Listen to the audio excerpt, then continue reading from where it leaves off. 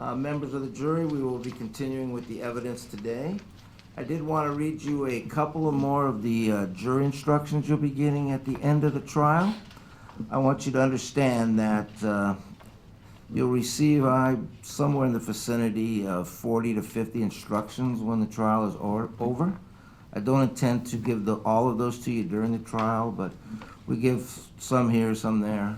And the order in which we give them, you don't give them any more emphasis than any of the other instructions. This is just to kind of assist you a little bit to follow how the case is going. The first instruction I'm going to give you is what's called the presumption of innocence and the burden of proof instruction. Normally I give this at the very beginning, but this is a new instruction that has been put out, so I'm going to give it to you at this point. Again, it has no, the timing of it makes no difference at this point. It's just a matter of you getting the instruction, and you'll get it again at the end, okay? And then I'm going to read you instruction on expert witnesses and opinion testimony, all right? So the first one is the fundamental obligation of jurors in a criminal trial is to apply the presumption of innocence and the burden of proof beyond a reasonable doubt. A defendant, although accused of a crime, begins trial with a clean slate, with no evidence favoring conviction.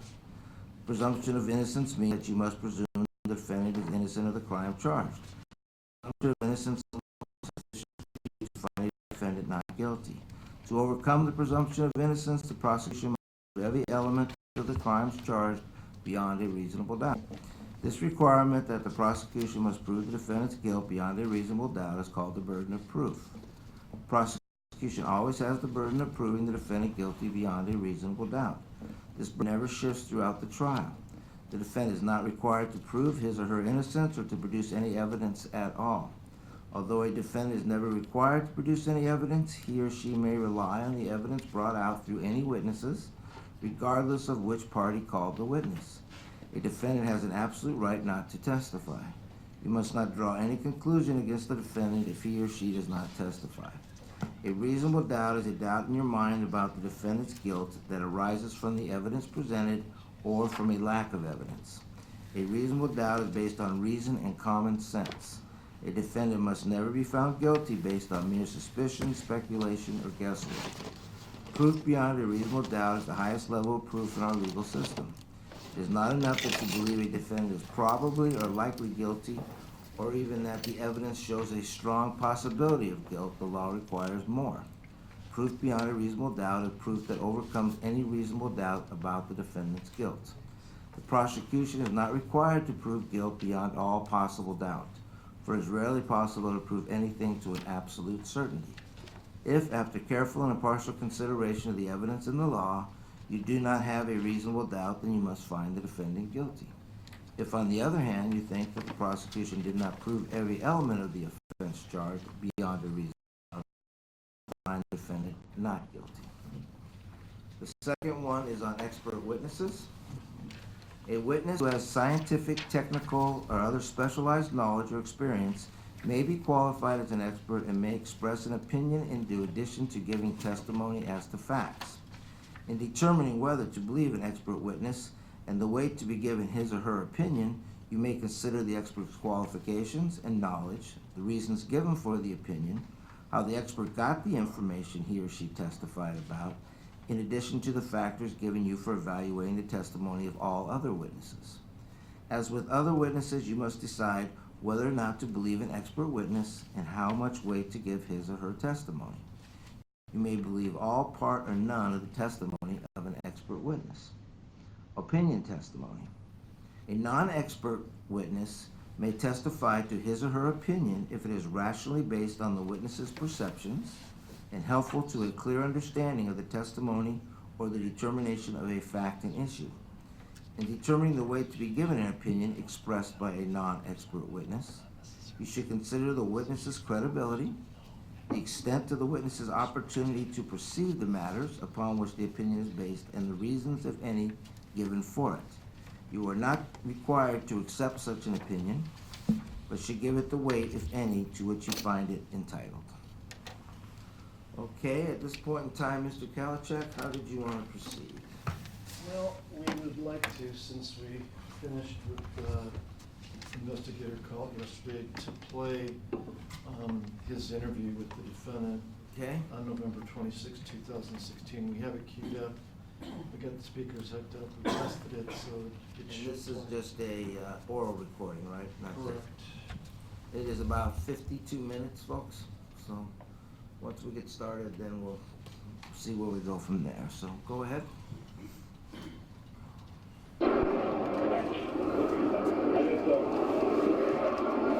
didn't jump in the front of my truck here.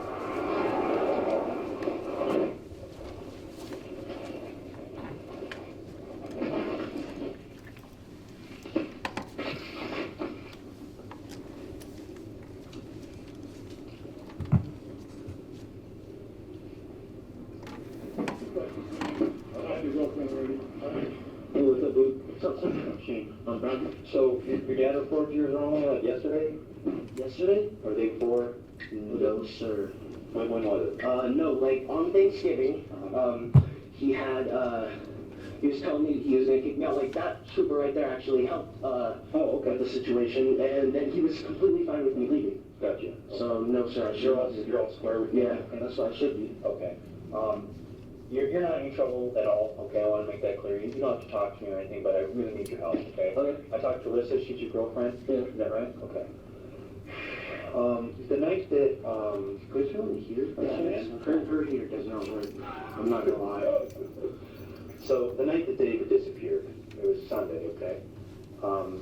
You and Dominic and Eric all stayed the night on this shed. Yeah.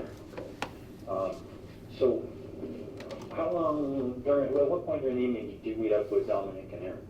I was at Alyssa's. You were already there? Yeah. But I've been hanging out, before 12, like it was... Okay. And Dominic and Eric were already there, or they arrived later? To be honest, I do not recall, because I was drinking that night. Okay. Well, I appreciate you being honest about that. Look, mainly make this clear, I'm not the freaking pot police, I'm not the Mucinex police, I'm not the alcohol police. Oh, no. I'm investigating the murder of David Grunwald, right? He's dead? I haven't been caught up on that. I've been watching on Instagram and shit. Okay. Like, I've just seen those fucking posts. So, you think you got to Alyssa's about midnight? Somewhere around there, yeah, should have been. Where were you before that? I was hanging out with my friend Devin, I believe. Yeah, should have been. At Devin. What's Devin's name? Devin Peterson. Where were you guys hanging out? His house. His house? Sure. Okay, what time did you guys get to his house? I was hanging out there all day. Gotcha. And then I was supposed to go meet up with my dad for pizza that day, and I just rather hang out with my friends. So you were at Devin Peterson's all day. You left Devin Peterson's and went to Alyssa's? Yeah. Okay, and how'd you get to Alyssa's? Pretty sure it got dropped off by his mom. Oh, Devin Peterson's mom dropped you off? Pretty sure, yeah. Okay, great. And again, you're not in any trouble whatsoever. I'm trying to figure out where and when Eric and Dominic came into this picture. So when you got to Alyssa's, were they already there? Oh, no. Okay. I didn't arrive with them. When did they get to Alyssa's? Anywhere between, let's say, 9 and 1. Okay. But if you got there at midnight... No, like, I was there before midnight. I was there, like, 10, maybe closer to 1. Oh.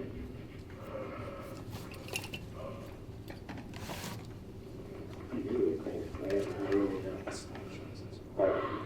And you said they arrived between 9 and midnight? Yeah. So was that before or after you? That was after. Okay. So they got there how long after you? I do not recall. Okay, but definitely after you? Yeah. Okay. About like an hour, I don't know. Okay. Between 9, 12. Where had they been? I don't know. They didn't say what they've been doing all day or anything? They were hanging out. Probably at his house. I don't know. Okay. So they didn't say specifically where they were coming from or what? No. They just hanging out, and I was like, sure. Okay, gotcha. And when they, how did they arrange to get over? Did they talk to you and say where you at now and Alyssa's come on over? Yeah. Okay. So they told you Hey, where you at that thing? And you said I'm already at Alyssa's or what? And then yeah. Okay. They're like, you want to hang out? And I was like, for sure. Sure on Alyssa's? Yeah. Gotcha. All right. And how did that take place? Text message? Snapchat? Gotcha. I don't have a phone. Okay. Which phone were you using when they were that night? Do not recall. It was I had a CTE phone, like from Walmart. It was cracked up and shit. It started like, and then I got rid of that one. Like, I've been waiting to go get my phone because it just stopped charging in the one bucket. So you're using a CTE? Is that the one you're using right now? No, I don't have a phone right now. Okay. What happened to the phone you were using that night? That's what I'm asking. The phone you were using this night, David just speaking. It's probably in Alyssa's camper or shed, to be honest.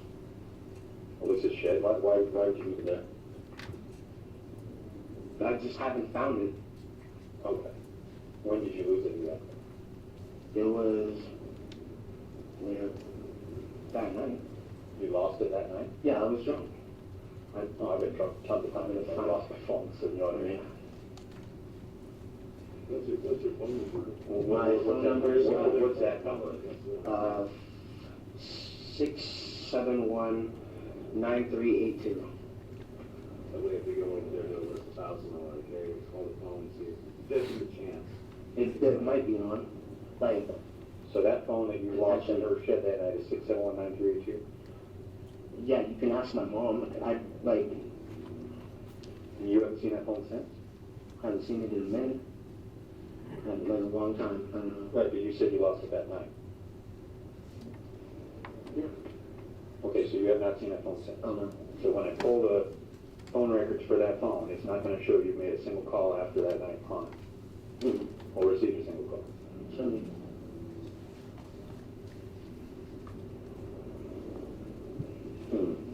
That's a big, giant coincidence right there, man. About what? About the phone you were using that night that Eric was communicating with you on just went missing that night without any explanation.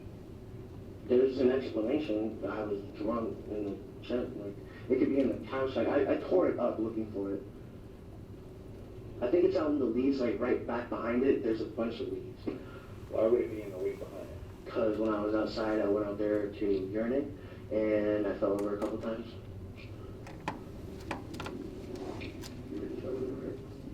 Yeah, like, oh, because I was sitting in the truck. I was supposed to sit in the truck. Here's the thing, is that Eric, for sure, had something to do with the death of David Grunwald, okay? 100%. No question whatsoever, all right? So did Dominic. 100%, no question whatsoever. Based on just their own admissions and everything else, all right? Dominic and Eric, your two buddies that you're hanging out with in that shed that night, all right? You think they have something to do with his discipline? No, I'm telling you, those two do. 100%. Without any question whatsoever. Do you know where his vehicle was found, right? It was either, like, some post at Jim's Creek and some post set up by Baldy. Yeah, by Baldy. Eric and David took a cab from that truck that night. They were there when his car started on fire. When the car started on fire. Eric and David. I'm sorry, Eric and Dominic. Eric and Dominic were at the vehicle when it started on fire. Really? They were. And they took the cab away from there. And showed the cab their pictures, because I already had them on my radar. And the cab driver picked them out as well. And they have admitted to that. That they were there. Okay. Were you in that cab also? I did not recall. Yeah, you were. Well, listen to me, bro. Stop. I've been doing this job for 15 years, okay? My partner's been doing this job for 15 years. We've interviewed hundreds of people. We've interviewed murderers, rapists, robbers, and I've interviewed a lot of good people, all right? You were a good kid. Straight up, I can tell. You were in that cab that night, and if I show that cab driver your picture, he's going to pick you out. Now, the other two, are trying to play hardball, like, we don't know nothing, blah, blah, blah. But every day, I get a little bit closer, okay? There's 3 people in that cab, all right?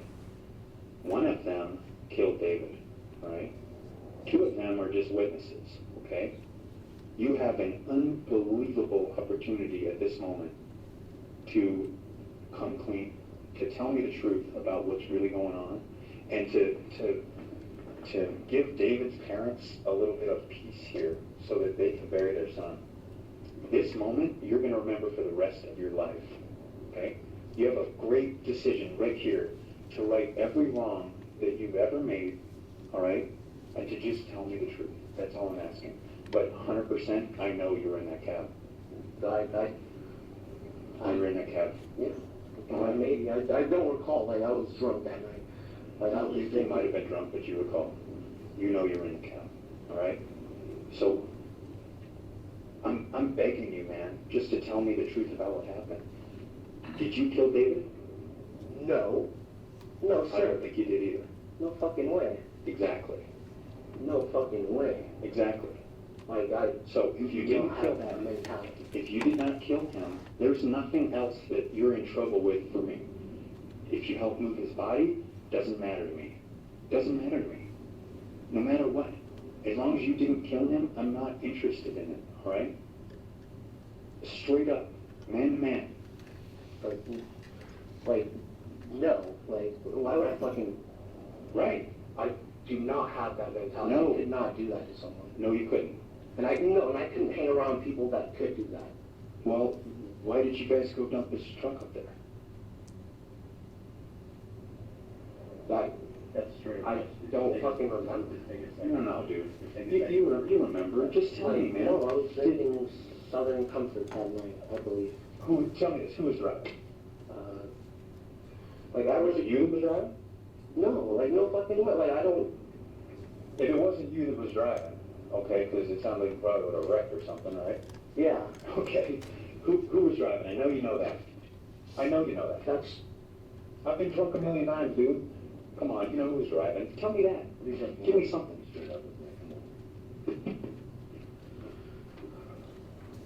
If his mom was here right now, man, would you be willing to tell her that oh, I was drunk and I don't remember? You wouldn't. Like, you've got a mom and a dad, dude. What do you think your parents are going through right now? Yeah, like, my dad was fucking freaking out thinking that I was missing. Yeah, like, they freak out, dude. Yeah. So, like, no, You've got, out of the 3 people I talked to, Yes. Eric, Dominic, and you, you're the best kid out of all of them, man. And you know you are.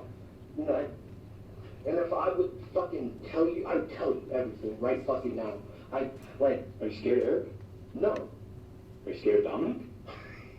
Those kids up if I wanted to. I took 4 years of Taekwondo. There you go. Like, I could be... I'm just asking, I don't know. No. So, all right, so you're not scared of them. No. So you just not want to be a snitch? Like, no, like, I did not fucking... None of my fucking will and being, I did not know I was part of any of that shit. Like, that night, I was fucking drunk as, like, I drank it was a bottle like this big, and I drank at least half of it. All right. And it was 100 proof or whatever it was 50% alcohol. Yeah. And I was drinking that. So Like, you didn't know... if you pull up the cab fucking video, I probably have the bottle in my hand, if you want Well, to. the cab driver also said none of you guys were visibly drunk, and you guys were talking about getting a heater and an extension cord. Remember that part? Like, no. All right, you guys weren't wasted. So let's stop that, right? You guys weren't wasted, all right? You weren't so wasted you couldn't walk from the truck, right? Well, I wasn't that wasted. Right. So where did you walk to pick up the cab? We were at the Little City. Right. Like, You walked from the truck to the Little Super Rich. I didn't say that. No. But you did. You didn't have to say that. That's what happened.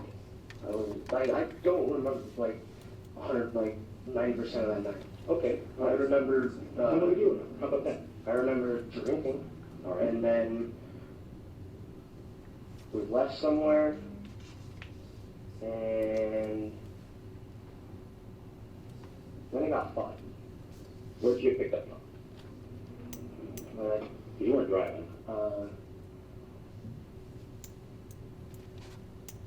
This assist probably? I do not recall. Dude, That's real, that's. you understand, listen, check this out. You understand, I've been doing this job as long as you've been alive, right? Yeah. So you know how when you're a baby you learn how to crawl, how to walk, how to run type thing? I've been doing this, like, I've been learning how to be an investigator of major crimes since you were learning how to crawl, all right? I see so many things in your eyes, man, from interviewing hundreds of people, all right? I know you're tired of living this life. You've got to understand this is not going away. I have 12 years left in this job, dude. This is my only case for the next 12 years. This is it. I'm not stopping until I figure out what happened. And every day I get a little closer. There's 3 people in the Bronco, all right? You, Dominic, and Eric. The fact that I figured that much out already out of nothing should make you wonder how. Holy cow, all right? And so one of those 3 people has a chance. 2 don't. One of the 3 of you is going to tell me everything that happened, and I promise. Right? I mean, that makes sense, doesn't it? Yeah. The other 2, Looks like we're all murder suspects. the other 2 are screwed. There is no good explanation for how you guys are driving David Grunwald's Bronco that night, other than the truth. Nothing else is going to pass anybody's muster, right?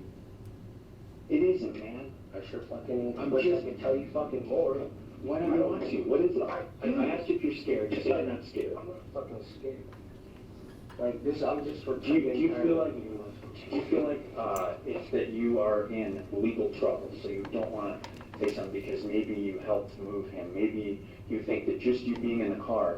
Sometimes in the movies, dude, people are like, oh, just be in the car, you're screwed, right? Not true. What's that? There's no way I'm in this position. Like I didn't ask to be put in this position. I sure wish I could tell you more. This is not my fucking. This isn't I your do deal. not. I do not want to be fucking in this position. You didn't want to be in the position in the first place, did you? Like no. She just came and told me I want to talk to you. No, this is what you're talking to me about. Like. What I think is On that I think you didn't ask to be brought into any of this shit, man. But you're in it. You're in it now. So there's a simple way out. Super simple. Just tell me what happened. Yeah, and I fucking wish I could. Like, I do not remember. Like, if we can go into my brain and pull memories out, like, let's go. I just can't. Right now. What do you mean right now? Like, I don't remember. You know where you got picked up from. Dude, why is it you remembered everything about that night, up until the point when I asked you about the Bronco and the cab ride, and all of a sudden, you don't remember anything? How do you think that sounds? You remembered everything about the night. There's the first time you ever said, I was so wasted, I don't know what you're talking about. Come on. Well, listen. Dude. And then I got picked up in a car, I believe. I really don't remember. Like, I'll tell you, like, fuck. I'm The sorry. first time you ever said, I don't remember nothing about the night, was when I asked you about the Bronco and the cab. Okay? That's the first time. You can't undo that now. All right? There's a reason why I ask things in a certain order, all right? I've been here, man. I've been here. I've interviewed over 2,000 people. You understand? I mean, and I've interviewed bad guys, man, and you're not one of them. You're not. But you're in this spot, and you feel like there's nowhere to go. So the easy route is, I don't remember it. Believe it or not, that's the #1 excuse that people in your shoes say. It is. But I know you do, because I'm going to find all kinds of evidence that you do remember that night. All right? And the other 2 are not going to say, oh, you don't remember anything. They're not going to say that. They're not going to say you were so wasted you can't even remember anything. They're going to start blaming shit on you, man. And I don't think that that's the case. You don't think they would? I don't get what I'm being blamed for. They can lie. They can lie and say the whole thing was your idea, right? Think about it. Your story is, I don't remember anything. Eric What was says, David killed with? you tell me. Oh, good. Fuck, like, you got me fucked up. Why would I know? Here's what I'm saying. Your story is, I don't remember anything. Eric's story is, Bradley killed my watch, didn't do it. Oh, really? And he tells me that just like this, right? Now, what do I have to go on? All I have to go on is Eric's story, right? That's it. Pretty well. That's what's gonna happen. That would suck for you. Right? And it wouldn't be right, would it? Guess you thought that here doesn't cut? What's that? I don't know anything about it. The day is coming. I know. It's coming, dude. Like, you guys are trying to pin this on. I'm not trying to pin shit on you. I told you. What the fuck's going on? Well, but what's going on is you guys rode David Grunwald's Bronco up to Baldy and dumped it up there. So I don't need to pin anything. It happened. I don't need anything more than that. That's enough right there, but I don't want to stop there because I want to be able to have the parents actually be able to bury their kid, you know? I can tell the parents right now who was responsible for David Grunwald's death, okay? But we gotta have them be able to bury their kid too, man, you know? And tell them why this happened and how, you know? Yeah, right. But you three are the three. It's not a matter of trying to pin something on anybody. You three are the three. Like, yeah, because me and my friends are out killing people. Jesus. You sound like my dad, to be honest. Like, my dad always sits there. He thinks I'm a little meth dealer or some shit. He thinks I'm a coke dealer. He thinks I'm out on the street. Yeah, but he thinks I'm out there fucking robbing people and shooting shit up. Like, I don't even have a, like, fuck, I need a gun to do that. What was the objection, counsel? Can we approach? Yeah, Mr. Provost listened to the tape last night, as did I. So okay. what are we approaching about, Judge? I don't know. Let's see what he has to say. Go ahead, Mr. Gilger. Well, Judge, my finger hit the stop button instead of the pause button. That's, so, I don't know, I would just suggest that maybe we let the jury stretch their legs while we Find get it. back to that spot. It All won't right. be that hard. Go ahead and step out for a few minutes and then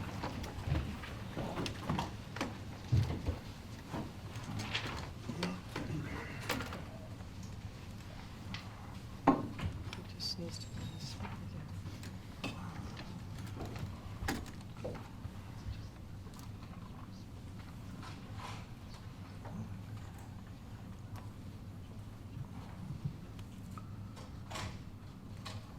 I have the exact time. you can all be seated.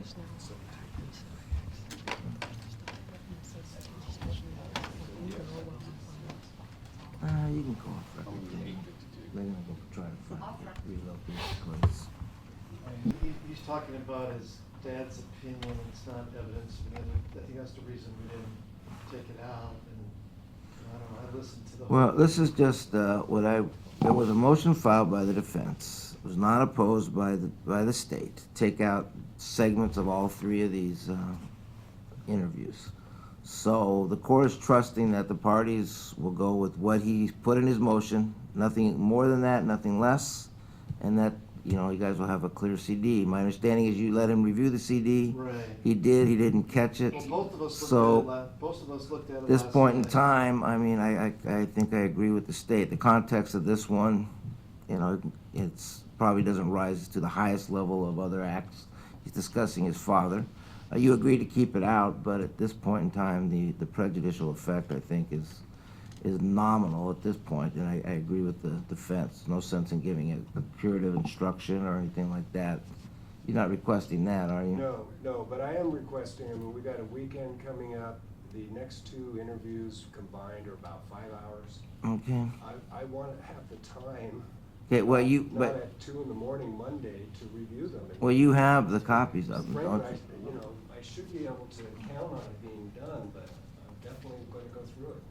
Do I have what? You have copies of the two, They're not redacted. at this point, they're not redacted. Yeah, well, there's, that's gonna require a lot of work this weekend. I don't think anybody, OPA or the Department of Law has video redaction capability. Those are both videos, right? Yeah, I mean, that's. So I it's mean, just gonna be pausing and starting, right? Well, Is that what it's gonna be, or? I think I have to make some decisions how we're gonna do that. You know, the audio redaction we can do, but the video redaction. You can't take a clip out, even though it may appear like there was a split second. To my knowledge, I mean, I don't think anybody does that, anybody at Department of Law. No, that's a pretty technical thing. Maybe in the lower 48 they have places, maybe there's some place in Anchorage, but we really haven't discovered that. I don't know, that's probably not gonna be the first thing, but it's gonna require just the logistics, the paralegals being in Palmer, me being here. It's gonna require me to look at that stuff as well. Yeah, you have an office that you're gonna be at doing that he could come look at when you get your finished Well, product, you know, or? we have each other's numbers, and we've been communicating. I can, once we figure out what we're doing, we might just decide to, on the video, and the defense might want to play the video versus the audio. I don't know, but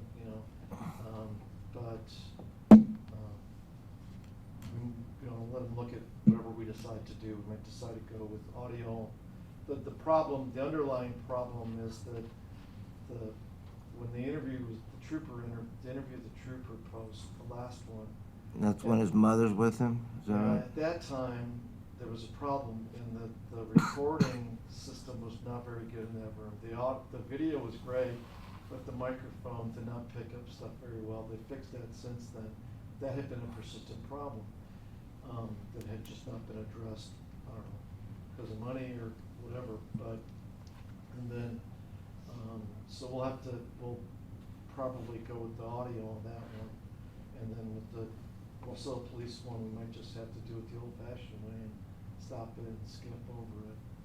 But again, I haven't had a chance because we've been busy with other things. I haven't had a chance to look at that evidence yet. Okay. All righty, bring the jury back in. We are still on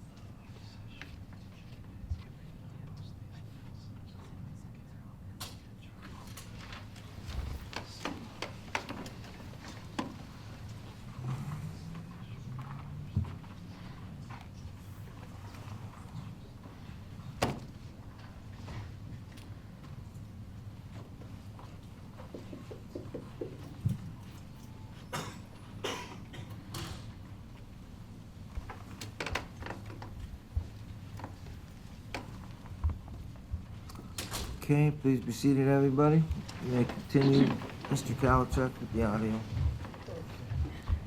No, that's sure what it sounds like. No, here's what I know 100%. You, Eric, and Dominic were in David Grunwald's Bronco that night after he died. Okay, could it have potentially have been before? Because I don't fucking recall. One of the three of you is gonna recall, and they're not gonna spontaneously say, I did it, all right? Even if you had a part in it, if you're honest about it, we can work with that. You understand? Yeah. It doesn't have to be like, oh shit, we're all screwed. This is the rest of your life you're talking about here. Yeah, I know. This is fucking stupid. But it ain't going away. Oh, no. And it ain't stupid. We got a dead teenager. Yeah. I mean, it sure sounds like me or my two friends killed him. From the way you're talking about it. Not from the way I'm talking about it, from the facts. You guys were in his car afterwards. So somebody better explain that. I don't fucking recall. Right, okay, then, Make this clear, for me. Just make this clear, please fucking tell the truth on this. Was David with you guys in the Bronco or not? You tell me, straight up. I know the answer to that, but I don't want you to fucking lie to me. Just be straight up. But Was David in the Bronco with you? But I'll tell you right fucking now, I do not recall. Like, he could have been. Like, that's why I just asked you, could he have potentially been in there? Because I do not. We fucking. So who do you remember being in the Bronco with you? Was Eric in there with you? Could have been. Fucking. where did you talk to the cab driver, dude? Was it just you in the Bronco? Is that what you're saying? No. Okay. Oh, no. So there was other people in the Bronco with you? Yeah, obviously. Right. Somebody was driving, and I had somebody to my right, I think. And. Were you in the back, do you remember, or were you up in the? Yeah, no, I wasn't in a front seat. Okay. But somebody was driving. Was David there? I don't know, it was this, and I don't even fucking, like, I've met, or I've seen David, like, a couple times when I went to college. Right. So, I don't know. So was he in the car, is what I'm asking, or not? Because I know the answer to that, and based off of what you tell me, I'm gonna know what the truth of your line is.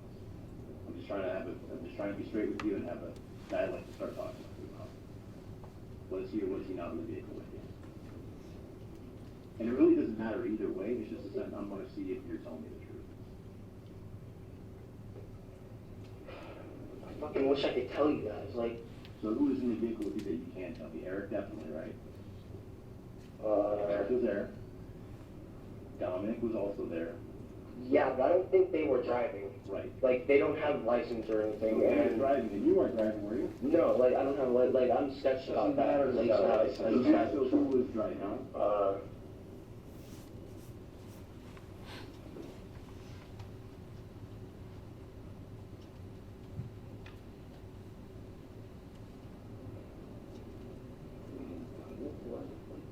Take a second. Like, I don't remember if it was a smaller person or a bigger person. Like, more like chunky size, I don't remember.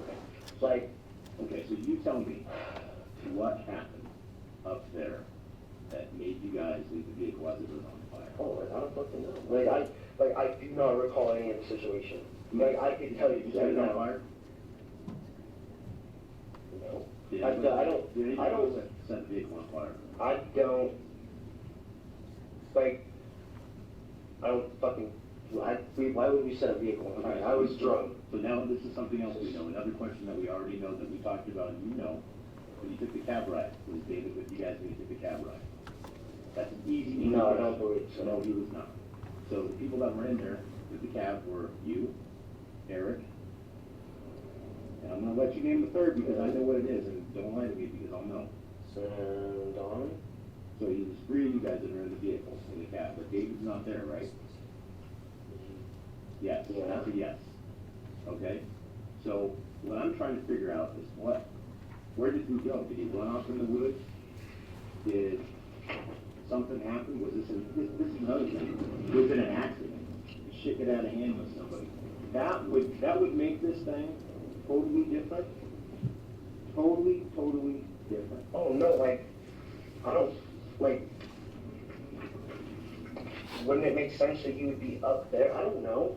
Well, if it was an accident, though, what we're saying is then there is no crime, we just need to find his No body. crime. Okay, if it was that he overdosed on something, then there's no crime either. Okay, simple. Even if you guys, You have even those if injuries. even if you knew somebody moved the fucking body, It's not crime. that's not a fucking crime. You understand that? I'm being so straight up with you that it's to the point that you should go take a second to process what I just told you and understand that your friends and you guys freaking out about this bullshit.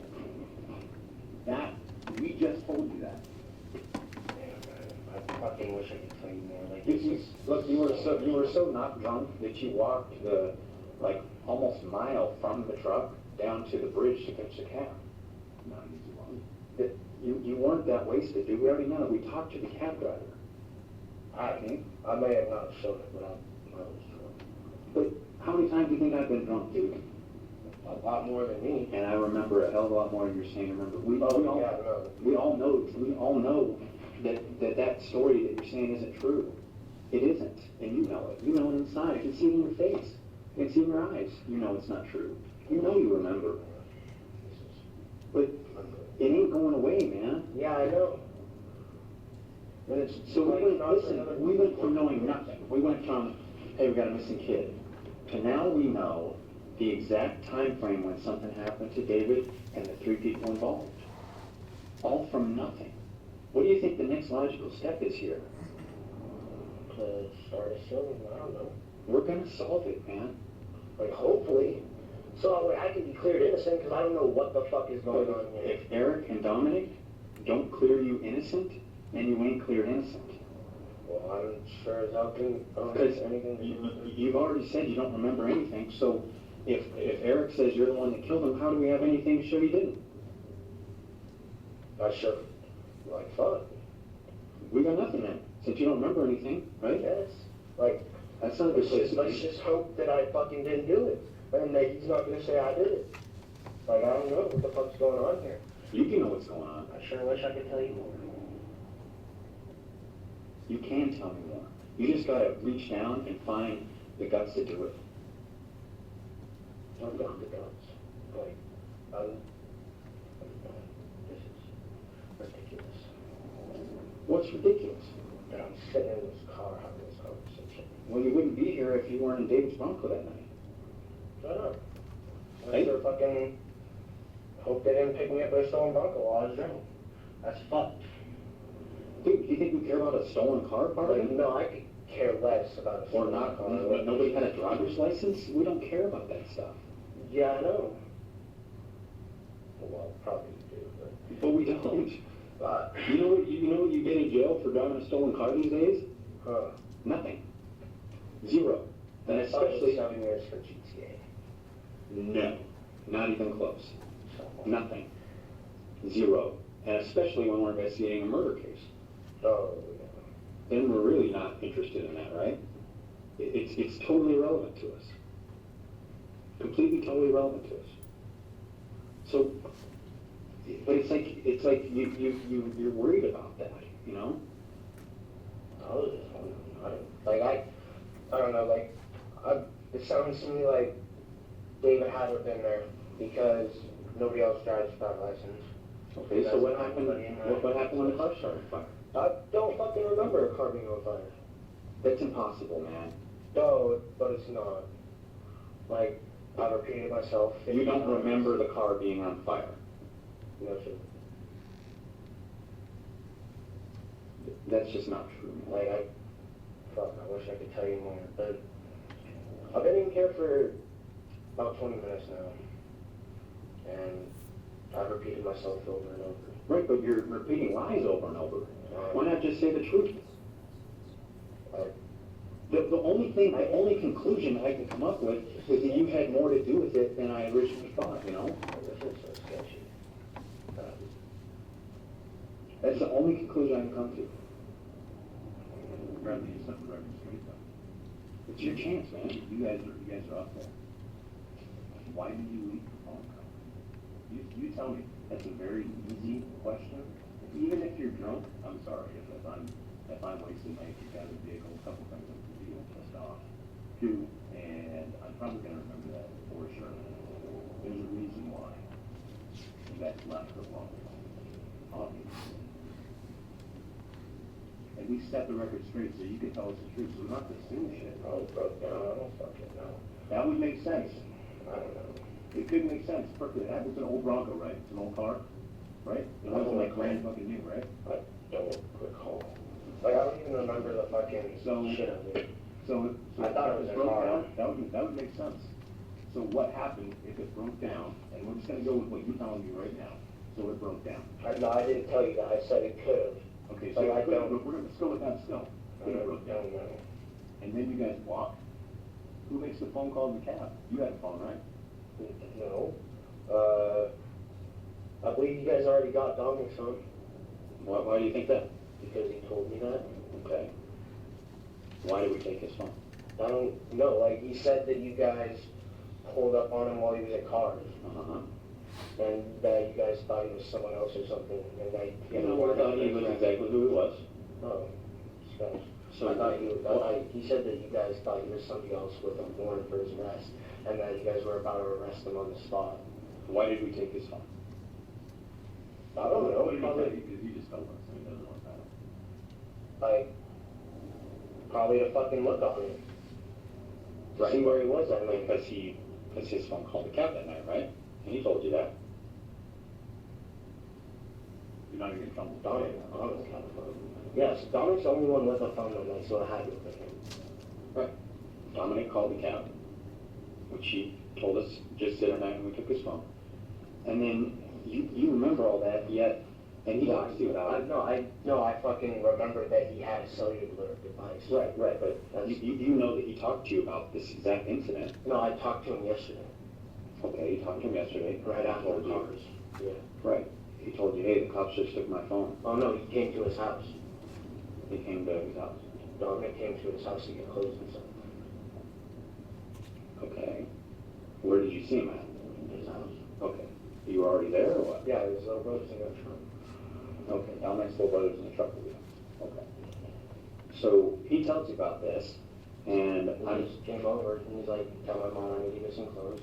He was texting Kaden. Something before that. I'm And presuming- then he walked from cars, I believe, to his home and got clothes. his grandma gave him a ride, actually. Oh, okay, yes, that makes sense. No, and he also probably told you you should probably get rid of your phone too. No. Like I haven't had, like, ask my dad, I have not been able to call him off my phone.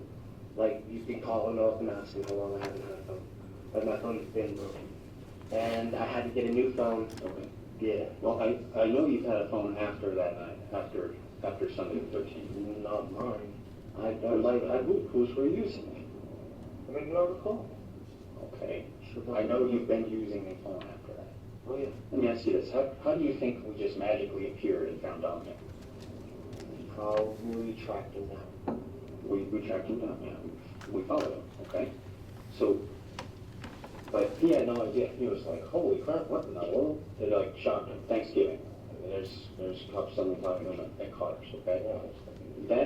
That is going to continue, because we're gonna continue working this investigation, but there's a lot we know. There's a lot we know. Like, fucking please find David and clear me innocent. Like, But you're not innocent because you were in his Bronco that night. I am innocent. I do not recall any of the fucking You know that not recalling something is not a defense. So, you know, this happens all the time in Alaska. People get wasted and they shoot their mom in the head. They say, I don't remember, I blacked out. Do you think that that's a defense for that person? No, sir. No. Intoxication is not a defense. Oh, no. No. Like, that's so evil. And no one else, including the cab driver, has said anything about you being wasted that night. You're the only one saying that. And you only said that after I started asking about the Bronco and the cab. Prior to that, Pretty sure I had a bottle in my hand when I got it, because I woke up and the bottle wasn't on the sink. So I think that I had it with me all night. you may have had a bottle with you, but you weren't that wasted. I sure was. You remember. Let me ask you this. If you took a polygraph test and the question was, were you so wasted that you don't remember any of these details from that night, do you think it would show you being truthful or not truthful? Fuck yeah. So I don't care. Fuck yeah, what do you mean? Like, I'm innocent. Like, I'm just done repeating myself to an officer. Like, this is... You don't have to repeat yourself. You can tell me some actual information. You know? You can do that. You have it inside of you. I don't know if it's that you're loyal towards these guys, so you're feeling like you need to protect them, or what? Because they're your friends? I don't know. Like, no, like, I'm... Fuck me. Am I free to go, sir? Yeah, you're free though. Where is the phone that your girlfriend said you have? She said I had a phone. Uh-huh. Like I said, you probably gotta check her shed. No. You've got a phone right now. You're in the car on you. Do I? No. Electronics. Phones on everything, but I do not. Because otherwise I'd be able to text my mother, like my mom is supposed to come out here to the valley and take me. Like she lives in Anchorage. And my dad said he's not going to take me to get my phone, but I have to have my mom with me because she bought the phone and all the shit, and they want to be able to get a copy of the video. And Okay. so all Do you that. have your ID on you? No, sir, I don't have my video. What's your date of birth then? 9/28/2000. I'm sorry? 9/28/2000. 2000. Excellent. And your last name is spelled out? PBRRIGIN-RENFRO. Okay. All right. And do you go by Brad or Bradley? Bradley. I prefer Bradley. People call me Bradley. Okay. And you said you have brothers in there as well? Not my little brother, Dominic. Like, Dominic's little brother. yeah. Okay. All right, excellent. Well, we're going to talk to Tom, man. All I can tell is that this 100% is not going away. I believe it. For the next 12 years, we're going to be doing this. We're going to be investigating it. Now that means doing interviews, doing search warrants, doing a whole bunch of things until we get to it. There are 3 people at least, that are going to talk. One of them. And the one that does is going to be the witness. The other 2 are going to be the defendants. You can choose which one you want to be. It's going to be up to you.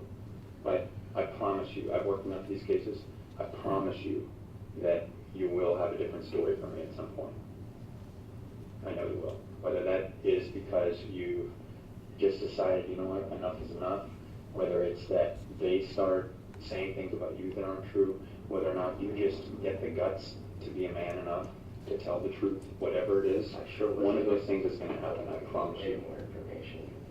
Because I've worked enough of these cases and we've never had one that was unsolved. It's going to be solved. And when it does, I'd rather you be on the right side of it than the wrong side of it, you know? Truth. Because you ain't the worst one in that wrong club, I promise. You know what I mean? You weren't. I know it, you know it. But there's only one way this gets resolved, and that's the truth. The I was drunk, I don't remember, is you could not convince anybody of that. It is a default answer that everybody kind of uses, but no one is going to believe that. Okay?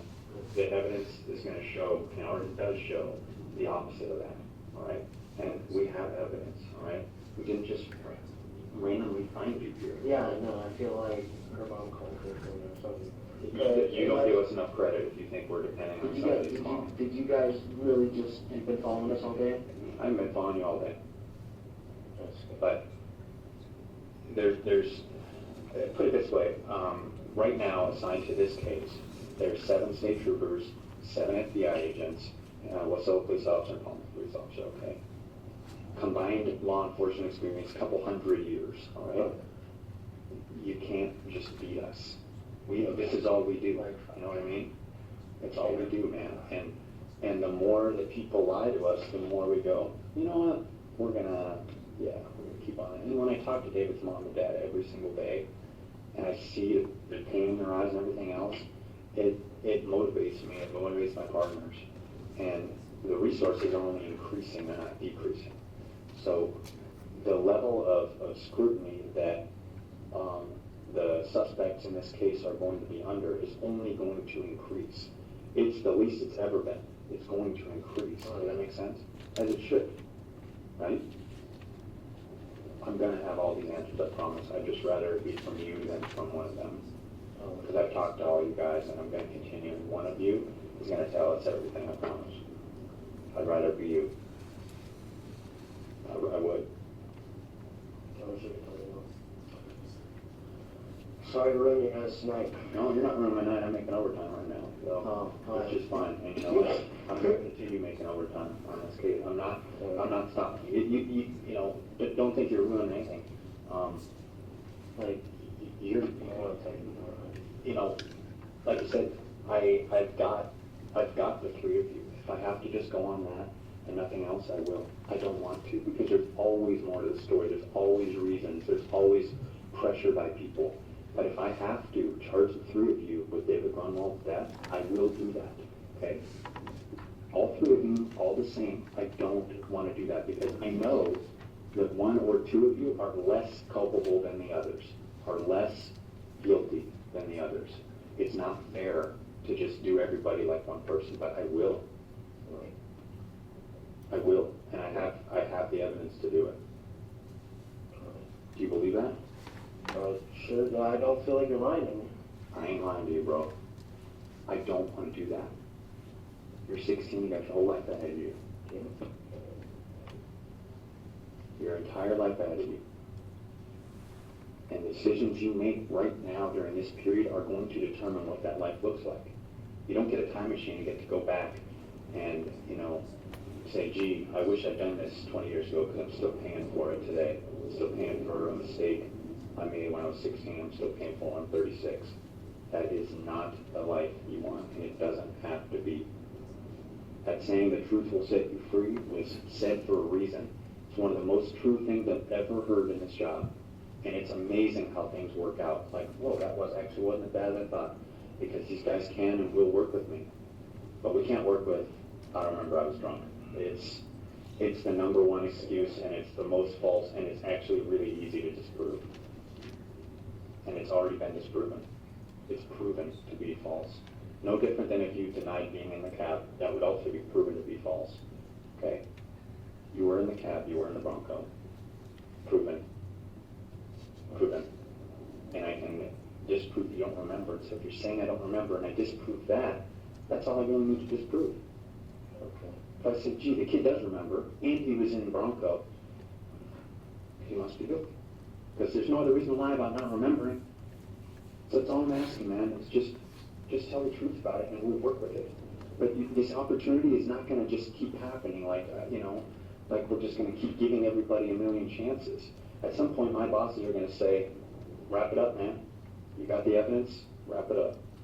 And we charge 3 people, all with the same thing. Swear to God, man. And it's your choice which way you want to go on it. And I don't want to see that happen to you, but I'm not bullshitting you either. At some point, the parents are going to get tired. When I tell them, they ask me for update every day. And I'm going to tell them, well, here are the 3 that did it. How long do you think they're going to want to wait? You think they want to wait 2 years for somebody and everybody to get charged? No. No. And if I told them today, well, I actually talked to all 3 of them. They all gave different stories, of course, because nobody can get that degree of stuff, right? But we have the evidence to charge all 3 of them. Do you think they're going to say, why don't you go ahead and wait a while? No. Once we charge someone, and we've got the evidence to charge someone, there's no reason to talk to them anymore. And then, by the way, what happens every time is we charge somebody, and then they're calling from jail, hey, I have information. What do I care? Case closed. And this case is solved right now, whether you know it or not. It's solved. It's solved enough for me, where I get to pursue charges, and that's enough. Now, is it solved from the parent's standpoint that they get to bury their child? No. So I would like that to happen, but it's solved. I don't know how much more clear I can make that, and you have an opportunity that's only being afforded to you right now. Eric and Dominic aren't here. They're not getting this opportunity you're getting. Oh, no. They're not getting. You're it. I completely understand what you're saying. So do you want to tell me what happened or not? I do not recall. I bet you do. That's a lie. At least you could be man enough to say, I don't want to say, instead of, I don't recall, because I don't recall is a lie. So now you're lying in my face. I don't lie to you. You're lying. There's no other way to put that. There's no way to sugarcoat that, and you know it. And I can see it in your eyes. No. Oh, yeah. No, I'm lying. Yeah, you are, man. You do remember, because you weren't that drunk. You weren't. And you're hanging your whole hat on that defense, and it's not a defense. Intoxication is not a defense. And when I come forth... I know it's not a defense. When I come forth with what my theory is, and your only defense is, I don't remember what happened, well, guess what? I guess everything that Investigator Colt says and all the other witnesses say must be true. Because you don't remember anything. So you have nothing to say, It doesn't have to be that way. It honestly doesn't.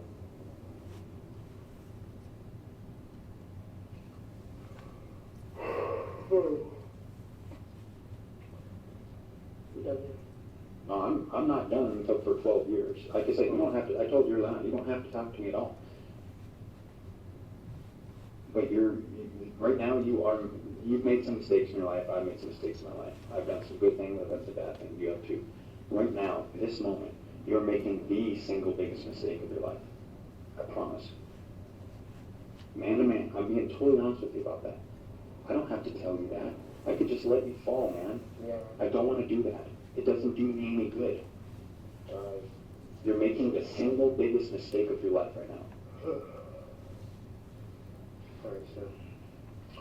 You understand? Yeah. All right. Well, we're going to be talking again, okay? Yes, sir.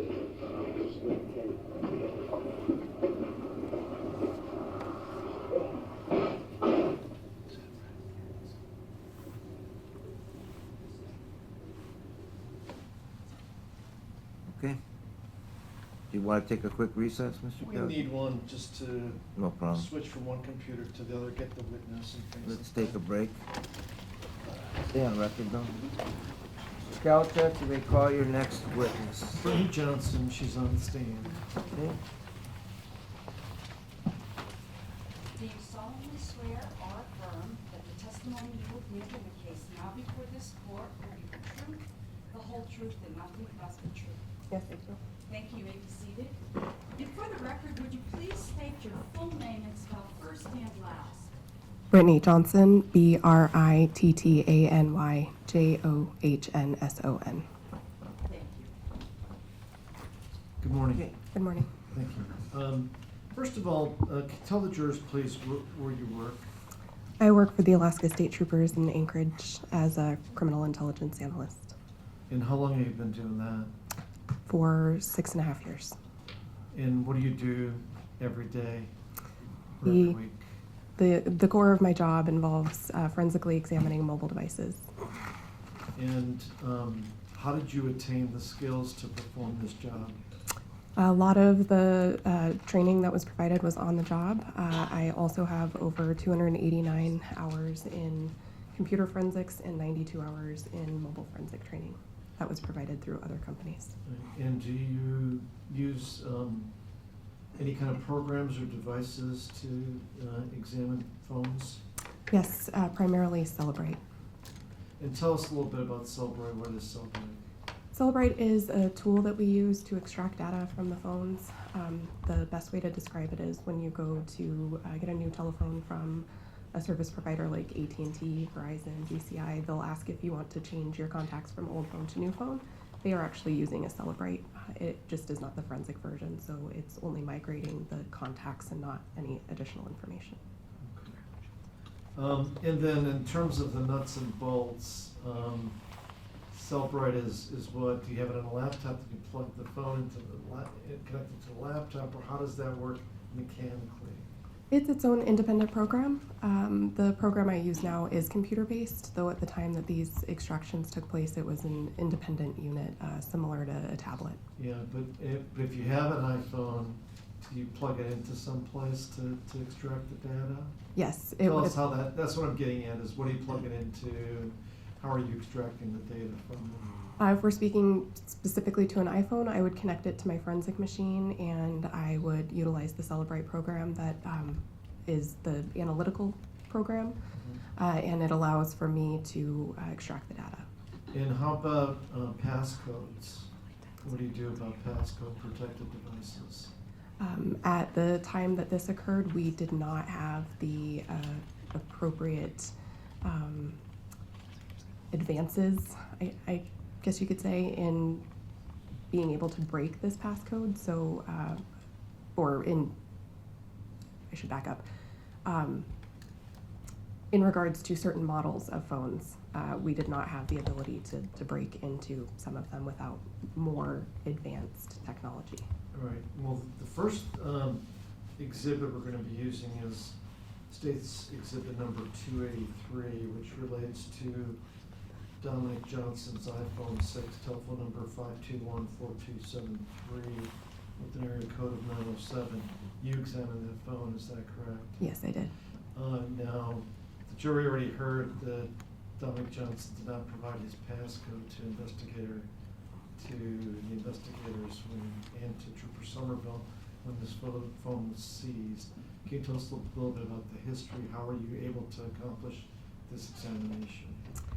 Well, at the time, we did not have the ability to get into the iPhone with the tools that we had in office. Celebrate offered in, I believe, the summer of 2017, a promotional opportunity for people to submit phones to Celebrate to be unlocked for free. I put our name in the hat and we were chosen. And did that enable you to forensically examine Dominic Johnson's iPhone 6? Yes. Now, I should have asked you, you said you worked for the troopers, right? And remind me again your official title? Criminal intelligence analyst. At the time that this occurred, I was a criminal justice technician. And which unit in the troopers are you in? The technical crimes unit. All right, and describe what that is. We haven't talked about that too much yet. We do both proactive and reactive casework. We have investigators, which are troopers, and then civilian staff, which I am. We examine mobile devices and computers, and we also assist on investigations. And at this time, when you examined this phone, was Dustin Jorgensen part of that unit? Yes, he was. And some of the other investigators that worked on the phone stuff, Nate Bucknell and Ramin Dunford, were they in the unit or were they in different units at the time? Nathan Bucknell was. Ramin Dunford was in a separate unit at the time. And you're in Anchorage, by the way, correct? Yes. Where the unit is? Yes.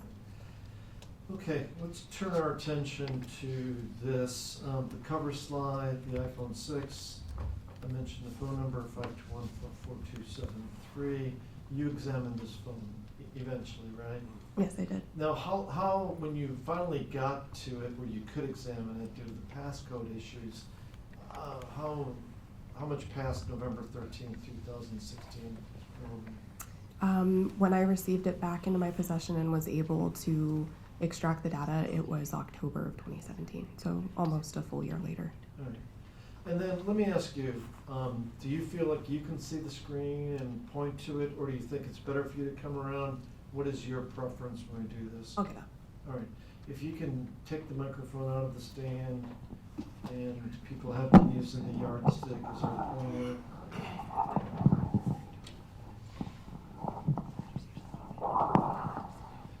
And we can go beyond the cover slide and tell us what is on slide number 2. It is a photo of Dominic Johnson that was taken in October of 2016. And when you have the created, modified, and you have the time there, I see the date. When you have the time, is that Alaska time or is that something else? That is Alaska time. Okay. And why does it say UTC -8 in parentheses? Should we worry about that at all, or is that just, that tells you what Alaska time is as compared to UTC time? It's taking into consideration daylight savings time.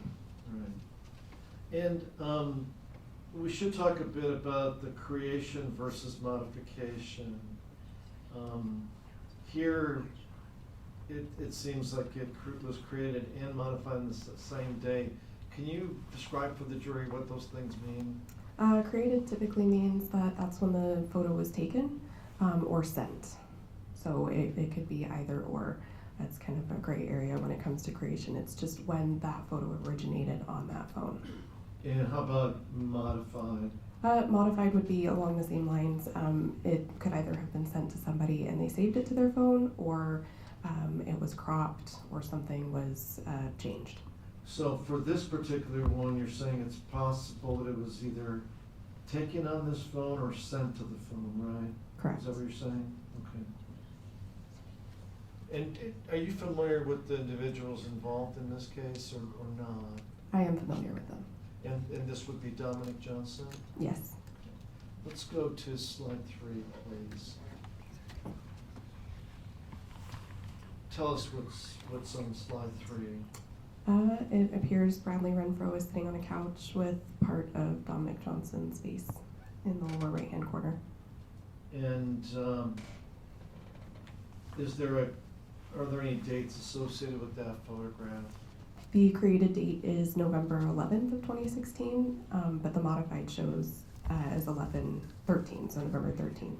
And what do you read into that as far as there being a 2-day difference between the creation date and the modification date? It could have been sent and saved during those timeframes. Okay. The next one, this now we're on slide 4. That is Devin Peterson sitting at a table. And that was also taken on November 11th, 2016 with a modified date of November 13th. So basically the same 2 days as in the previous photograph, right? Yes, Does the location, as far as just context, location appear to be similar? similar, yes. Last 2 photographs. All right, let's go to the next one, slide 5. That is Austin Barrett to the far right, Bradley Renfro in the center in the striped or blue shirt, and part of Dominic Johnson's face on the left-hand side. And then what can you tell us about the dates associated with this image? The created date is November 12th with a modified date of November 13th. Okay. So in other words, it was taken by this phone on November 12th or sent to this phone on November 12th? Correct. Do I have that right? Are there any other possibilities? Those are the only 2 that I've ever seen. Okay. Next one, please. This that- is slide 6. That is Bradley Renfro in a kitchen. Also on November 12th, 2016, the created date and the modified date, November 13th, 2016. And does it appear to be the same location? It does. Slide 7. That is Austin Barrett. Also appears to be the same location based on the background. And the created date is November 12th, 2016, with the modified being November 13th. Now, let me just ask you, when you were examining this phone, were you examining it only for things that you thought were relevant to the David Grunwald case? That is typical of my examinations. Yeah. So do you remember there being other images that weren't related to this case on the phone? There was other data that was not related to this case. And were you, by the time you examined this case, were you familiar with the nature of the case Yes, I was. and the people involved in the case? Yes. In other words, the names that had come up? And you were looking for the names associated with the information that the trooper, the investigators provided to you? That's correct. But you were doing a thorough search, right? Yes, Anything relevant to this case? absolutely. Even if it had minimal relevance or minimal connection? That's correct. Got it. Slide 8. That is Bradley Renfro sitting on a couch. That is taken on or created on November 12th, 2016, with a modified date of November 13th, 2016. Next slide, number 9. Now, tell us what does this mean in the PowerPoint? That is a video. And do you remember what that video was? I believe that is a video of Eric Allmendinger, though it has been a while since I've viewed it. Yeah. Do you remember the content of it? I believe he had urinated himself.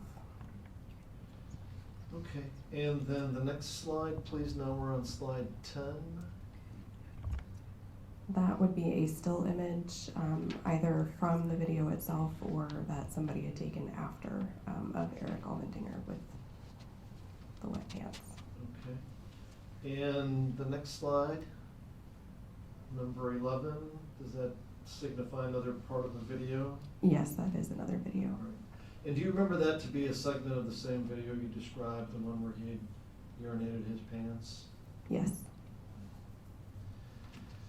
And how about, let's talk about the creation date of that. When was the creation date of that? November 14th, 2016, approximately 6:27 p.m.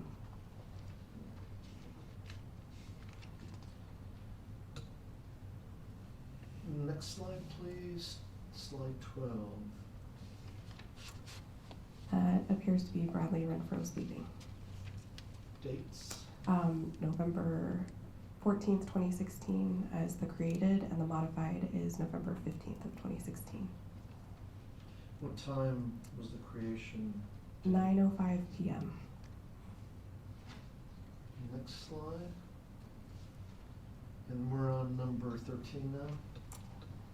That is Dominic Johnson in the left side of the photo and Eric Almendinger in the foreground.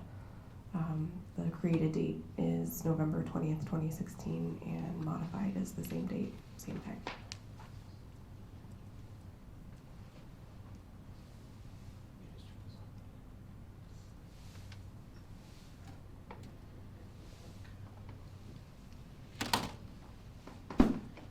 Give us a couple seconds for the screen to come back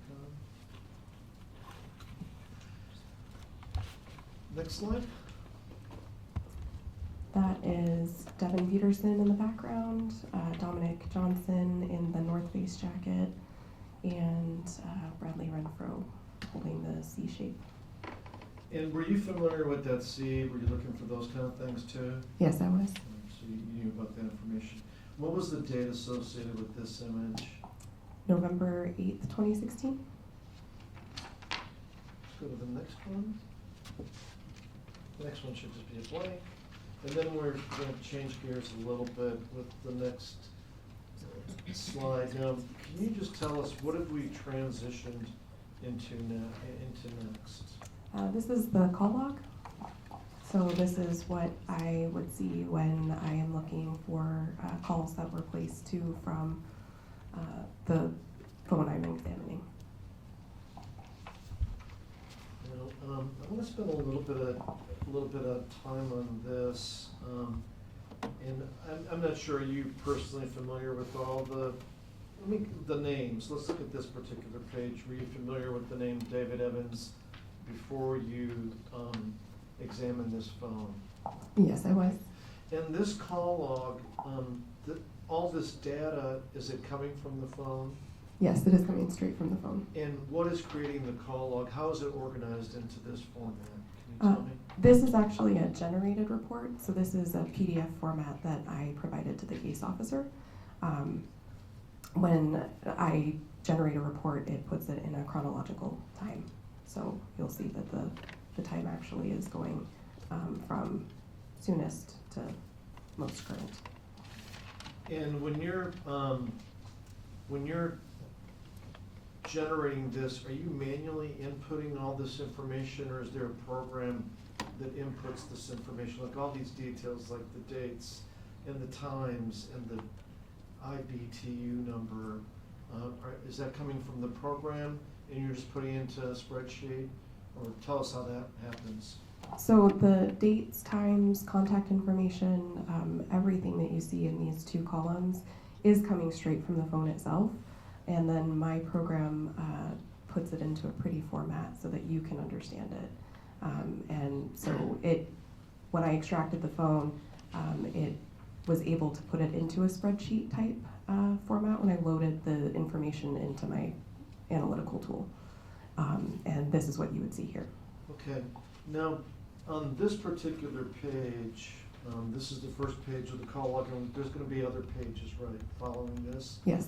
You're saying it goes from the bottom to the top, or top to bottom? It goes from bottom to top in terms of what happened latest to most recent. I didn't say that correctly earlier. For that particular page, right? Yes. Okay. Now, obviously, did you know that the date of November 13th, 2016 was significant as to this case? Yes, I did.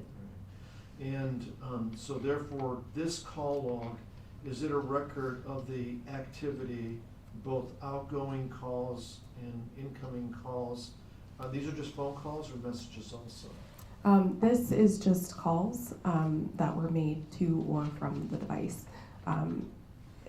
Here, it shows an audio call from Facebook Messenger, but it includes it because it was a call. All right, so we're talking about phone calls? Yes, Okay, from or to this device? that's right? correct. And the ones that are going out, are they labeled, is it obvious that they're the ones labeled as outgoing? Yes, And then the ones coming in, they're labeled as incoming? that's correct. What happens when it's designated as unknown? That is going to be something from an app that has audio capabilities. In this case, it was Facebook Messenger, which allows you to make phone calls out. And I want to talk about the ones that are kind of known quantities in this particular case, but still focusing on this page. If you say chronological from the bottom, so November 13th, tell us the calls going out or coming in. And starting out with the Facebook Messenger, did the phone have a record of who was messaging? Yes, entry 246 on November 13th at 5:34 p.m. A call was received or placed by David Evans to this phone. All right. And then just kind of going in chronological order, what was the next activity on this phone in terms of calls? An outgoing call was made to G, who I had later identified as being Devin Peterson, which is on November 13th at 5:37 p.m. Next one? The next one is an additional call to G, which is entry 244, which is on November 13th at 5:38 p.m. That phone call lasted about 44 seconds. So what can you tell us about that previous one where it only lasted 3 seconds? What does that signify pursuant to your training? The call connected, but it is unlikely that individual answered. It could have rang to voicemail. Because of the very short duration of the call? Correct. All right, let's go on, going up the chain here. What do you see next? There is an outgoing call to Eric Almendinger on November 13th at 5:52 p.m., which was 55 seconds in length. The IBTU, which is similar to here where it indicates Facebook Messenger, I was able to match up on records that this too was a Facebook Messenger call. The next one, if you would? That is an incoming call from Devin Peterson on November 13th at 6:17 p.m., which lasted for approximately 1 minute and 10 seconds. And then the next one? That is an outgoing call placed to Eric Almendinger on November 13th at 7:25 p.m. That call did not connect. And the next one? That is an outgoing call to David Evans on November 13th at 7:26 p.m. Just like the call before, it did not connect. So we should assume that if it's all zeros, there was no call, there was no contact between the individuals. Correct. And let's go to the next slide in the call log. Now this has got some different times on it, right? So we're starting from the bottom again, are we? Yes. All right. What is the next activity we see? That is an outgoing call made to Eric Almendinger on November 13th at 7:39 p.m. And just like the two entries before it, it did not connect. And the next one? An incoming call from Eric Almendinger on November 13th at 7:44 p.m. That lasted 1 minute and 12 seconds. And the next one?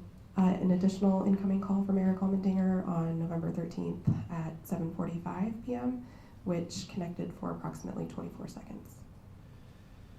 The next one? Is a missed call from Devin Peterson on November 13th at 7:52 p.m. That call did not connect. And then the two calls to Trish were outgoing calls on November 13th at 9:43, which lasted approximately 4 seconds, and then 9:45 p.m., which lasted approximately 2 seconds. Now Trish, are you aware of the last name or any name associated with that or not? I do not recall. Very short, what do they mean again? That it probably went to voicemail or what? It could have connected to voicemail, or they could have picked up and hung up. immediately after. Right. But literally, it would literally be a 4-second connection? Yes. Okay.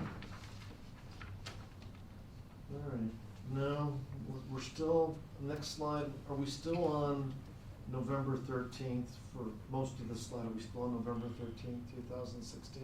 Yes.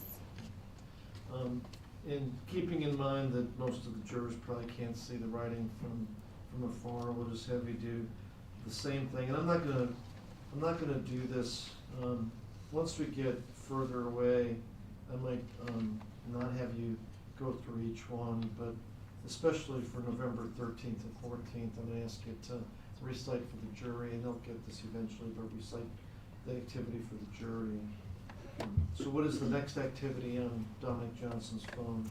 There is an outgoing call placed to Devin Peterson on November 13th at 9:45 p.m., which connected for 1 minute and 18 seconds.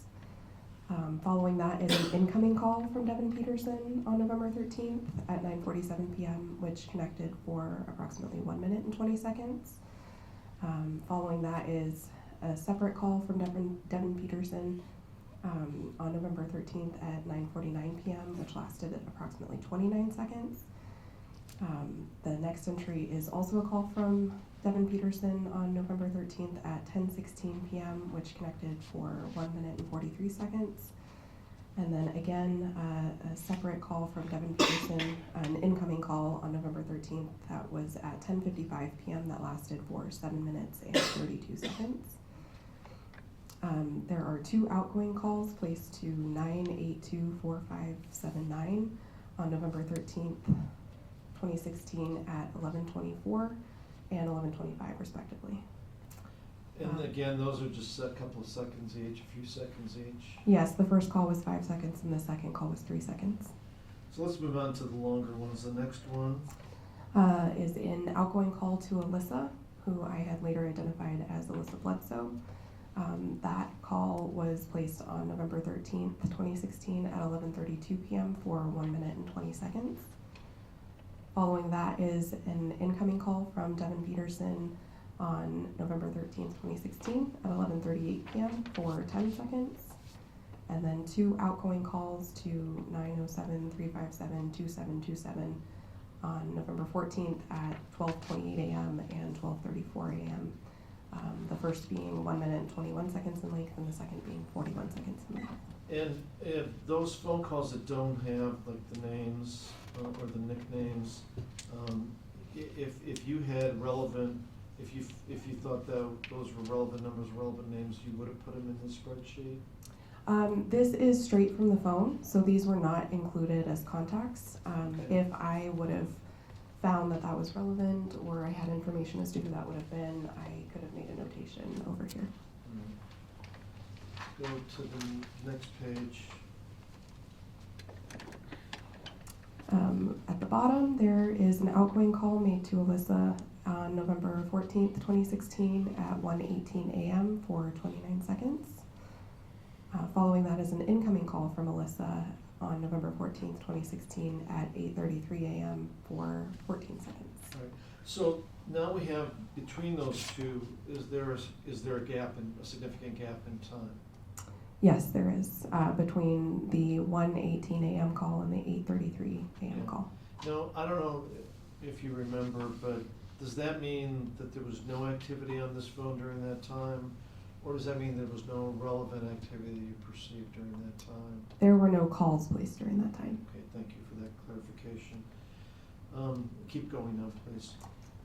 There is an outgoing call made to Devin Peterson on November 14th, 2016 at 2:07 p.m. for 2 minutes and 9 seconds. Following that is an outgoing call to Aubrey on November 14th, 2016 at 2:16 p.m. for 3 seconds. And then there is a missed call from Andrew on November 14th, 2016 at 2:23 p.m. That call did not connect. And did you know Andrew was any person involved in this case? I later found out that it was Austin Barrett. And keep going. There is an additional incoming call from Andrew on November 14th, 2016 at 2:27 p.m. That connected for 1 minute and 24 seconds. There is an incoming call following that from Alyssa on November 14th, 2016 at 3:50 p.m. That connected for 25 seconds. And there is a missed phone call from Alyssa on November 14th at 3:58 p.m. That call did not connect because it was missed. There is an incoming call at 4:40 p.m. from Alyssa on November 14th, and that did connect for 39 seconds. And the last entry is Andrew or Austin Barrett on November 14th, 2016 at 4:59 p.m. That connected for 1 minute and 33 seconds. Before we leave that slide, let me ask you some questions about the names. Andrew, spelled with 4 W's. Is that the way the contact appeared in Dominic Johnson's phone? Yeah, that is how he had entered it in. And the same thing for Alyssa? That's correct. And Devin Peterson, G was the how he had the contact in his phone? Yes. And also, just to clarify, when we're talking about from Andrew or from Alyssa, it means from their phone, right? That's correct. Okay. So there is a possibility that perhaps somebody could have been using somebody's phone, but we wouldn't know that? That is correct. Okay, let's go to the next one. Are we still going from bottom to top on this one? Yes. So at the bottom is an incoming call from Austin Barrett on November 14th, 2016 at 5:39 p.m. That connected for 2 minutes and 43 seconds. There is an incoming call from Alyssa on November 14th, 2016 at 6:23 p.m. That connected for 10 seconds. There is an outgoing call to Alyssa on November 14th, 2016 at 7:31 p.m. for 3 seconds. And again, an outgoing call to Alyssa on November 14th at 7:32 p.m. for 3 seconds. And then an incoming call from Alyssa on November 14th, 2016 at 7:37 p.m. for 3 minutes and 16 seconds. Following that is an incoming call from Austin Barrett on November 14th, 2016 at 7:53 p.m., which lasted for 1 minute and 47 seconds. And then following that, an incoming call from Alyssa at 9:14 p.m. on November 14th, 2016, which lasted for 44 seconds. And the last entry is an incoming call from Devin Peterson on November 14th, 2016 at 10:06 p.m. That lasted for 1 minute and 44 seconds. Now, the jury has heard some information that Bradley Renfro may not have had a phone during this time, and you did not see. Did you see him as a contact? And John, if you recall, did you see him as any number for him or any name associated with Bradley or Renfro on Dominic Johnson's contacts, if you remember? Not that I can recall. Okay. All right, let's go to the next one. Now, are we still on November 14th? Yes, we are. Okay. And again, are we going still from the bottom as the earliest call on that page? Yes. To the latest? All right. What type of activity do we see? From entry 203 to 194 are outgoing calls to Alyssa, all on November 14th, 2016. The first phone call is placed at 11:47 p.m. and the last phone call is placed at 11:54 p.m.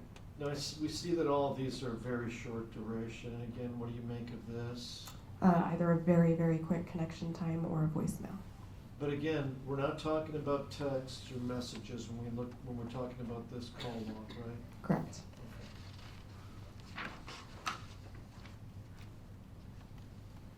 And the next page?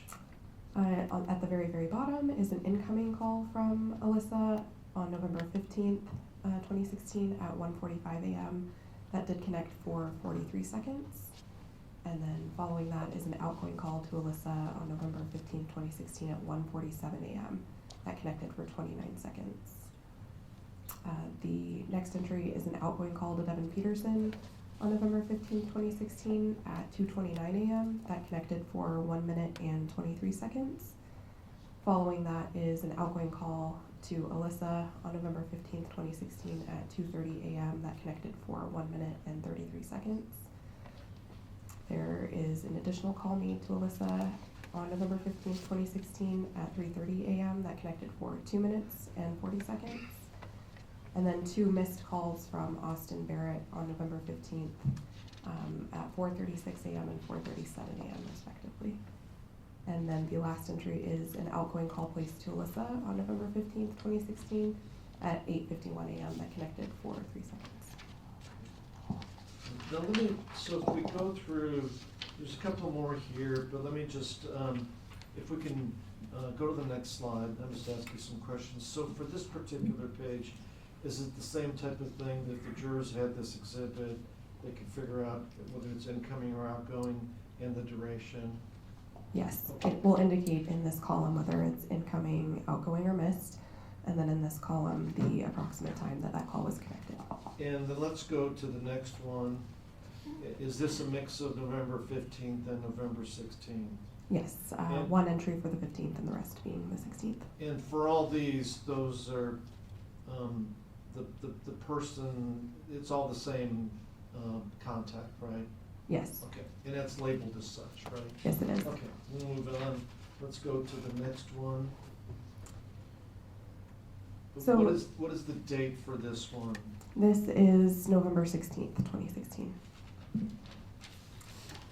Starting at the bottom is an incoming call from Austin Barrett on November 16th, 2016 at 7:42 p.m. that connected for 2 minutes and 44 seconds, followed by an outgoing call to David Evans at 7:46 p.m. that connected for 1 minute and 25 seconds. There is a missed call from Austin Barrett on November 16th, 2016 at 7:46 p.m. because it did not connect, it will display zeros. Incoming call from Austin Barrett on November 16th, 2016 at 7:47 p.m. that connected for 1 minute and 30 seconds. And then an outgoing call from Dominic Johnson. Well, it's to Dominic Johnson. Just pay attention to the outgoing.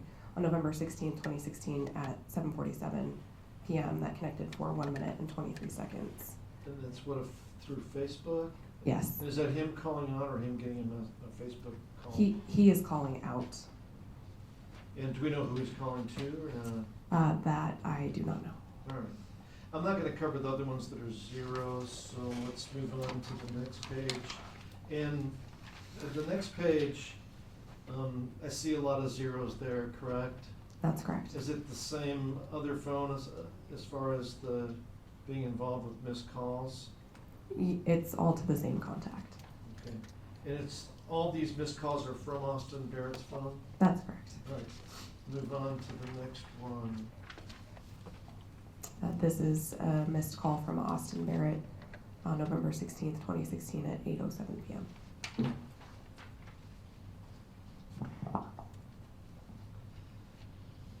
Then, looking at the next page, let's skip over those zeros. And for that matter, I'm gonna skip over some of the lesser ones because the jury will get this, but, are there any longer phone calls on that one?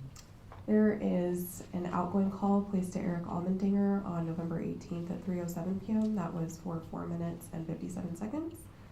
And then an incoming call from Eric Almendinger on November 18th at 3:19 p.m. for 34 minutes and 57 seconds. And then the last slide on this one, is this going from the bottom to the top also? Yes, it is. Alright. And, let's skip over the zeros, let's just talk about let's talk about the longer phone call. An outgoing call to Austin Barrett on November 18th, 2016 at 11:39 p.m. That was connected for 1 minute and 9 seconds. And then, without, Judge, I know we had a chance to discuss this, but I would move for the admission of the photographs, associated with this PowerPoint, those being 210, 211, 212, 213, 215, 216, 219, 220, 222, and 269. And I don't plan on covering that with Ms. Johnson since we just saw them in the PowerPoint. So admitted per the court's previous order.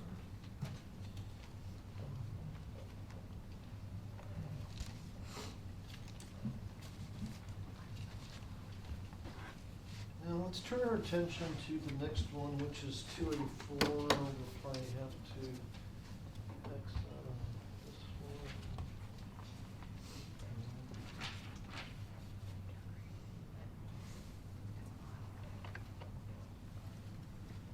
Yeah, well, this is just being the same.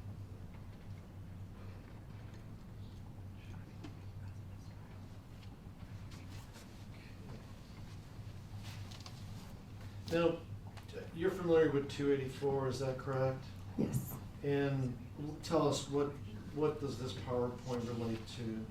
Devin Peterson's iPhone examination. Now, same thing, you had his iPhone came into your possession eventually, Yes, it did. and it was the phone associated with that 315-2690 number that we saw in Dominic Johnson's records, That's correct. under the name G. Yes. And was it the same type of examination for this phone? Was it password protected or not, if you recall? I would need to refer to my notes. But nonetheless, you got into it? Yes. Okay. And also, just something basic that we really haven't covered. Obviously, when you're examining the materials, you're examining the materials that were in existence in that phone at the time the phone was seized by the investigators, right? That's correct. You're not like recovering some other data from some other sources. It's strictly what was on the phone at the time of the examination, right? That is correct. And did you use Cellbrite for this one too? Yes, I did. And again, tell the jury, what types of things were you looking for in Peterson's phone? Images and any contact-related information, so messages, calls. To this particular case, right? Yes. And same as with Dominic Johnson's phone, was there more data in terms of images on there that did not relate to this case? Yes, there was. And so did you sift through all that to determine what perhaps is relevant and what is not? Yes, I would typically exclude items that were not relevant to the case. Yeah, let's go, this is a short one, let's go to the next slide. Tell us what's depicted in slide number 2. We have Devin Peterson over here on the left, Dominic Johnson in the center holding up the C shade with a cigarette in his hand or a joint, and Eric Almendinger in the background, also holding up the C, and it appears that they are in the back of a vehicle.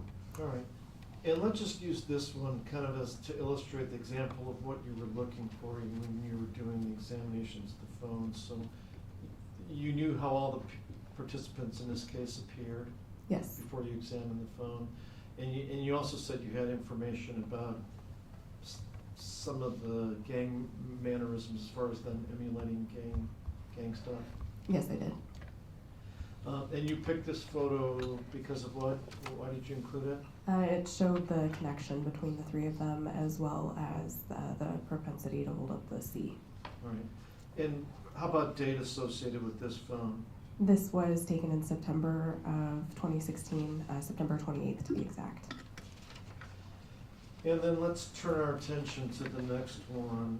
Is this another one that you, when you were sifting through the information on Mr. Peterson's phone, that you picked this one out as being relevant in your eyes? Yes, I did. All right. And tell us why you picked that one out as being relevant to this case?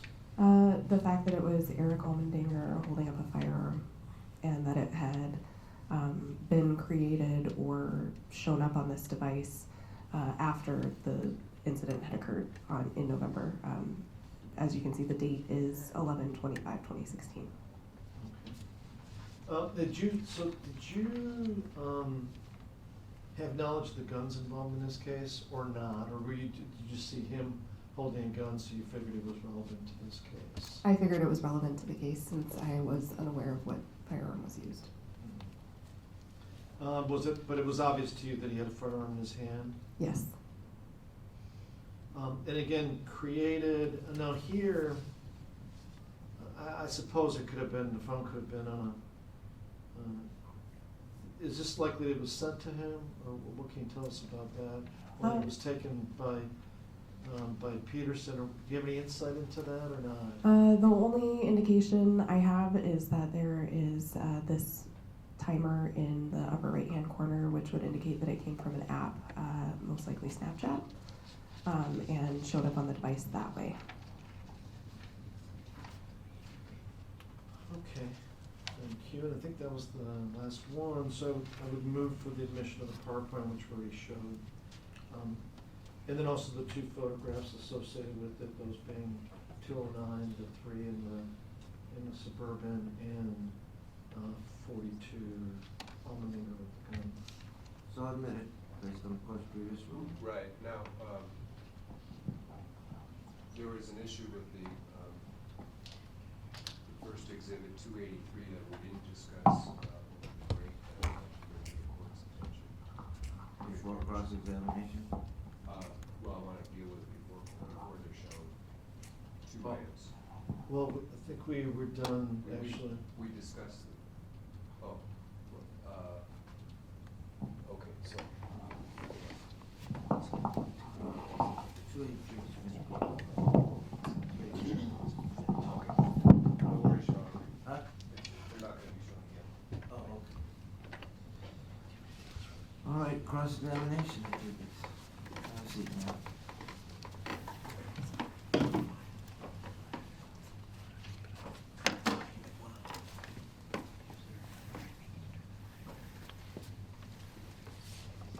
It's still, good morning, Ms. Johnson. Good morning. I just have 3 or 4 questions for you. The PowerPoint, say on Dominic Johnson's phone, did it, you selected which either photos or communications that you felt were relevant to the case, right? I bookmarked them. Looked them up, okay. And do you have any idea from the total call log, approximately what percentage you screened out as not relevant? For this case, I included everything. The items that I selected as being pertinent were bookmarked, which can be shown on the PowerPoint by a luggage tag item. Okay. Where it's, the item to the far right looks like a luggage tag. So tagged, so how many were not tagged? I would not be able to put a number on that.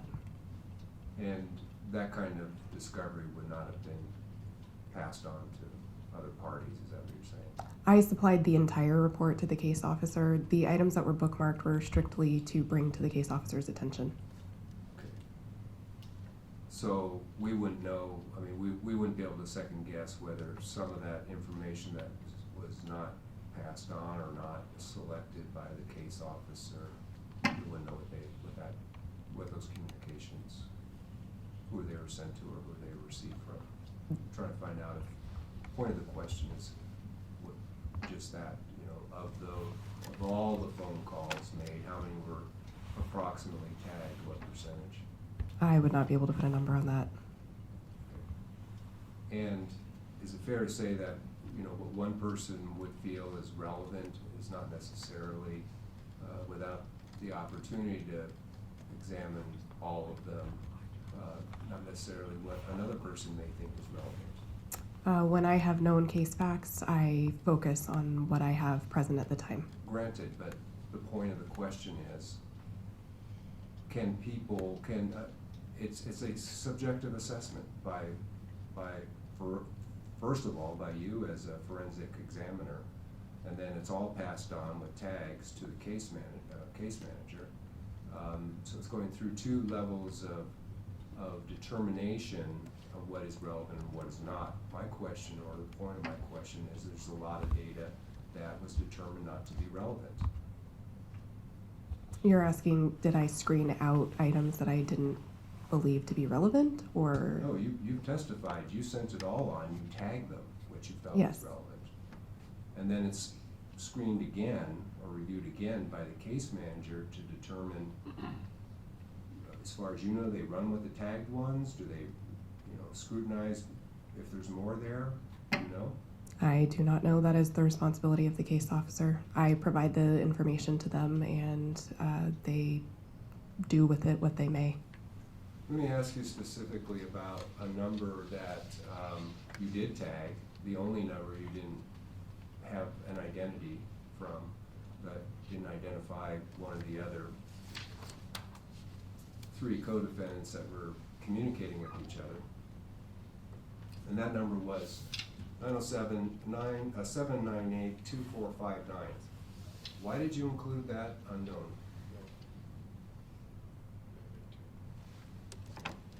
Did I write it down wrong? There's a phone number there. There's a phone number, but no identity of persons. You have the page of the exhibit that it's I on? don't have the exhibit on.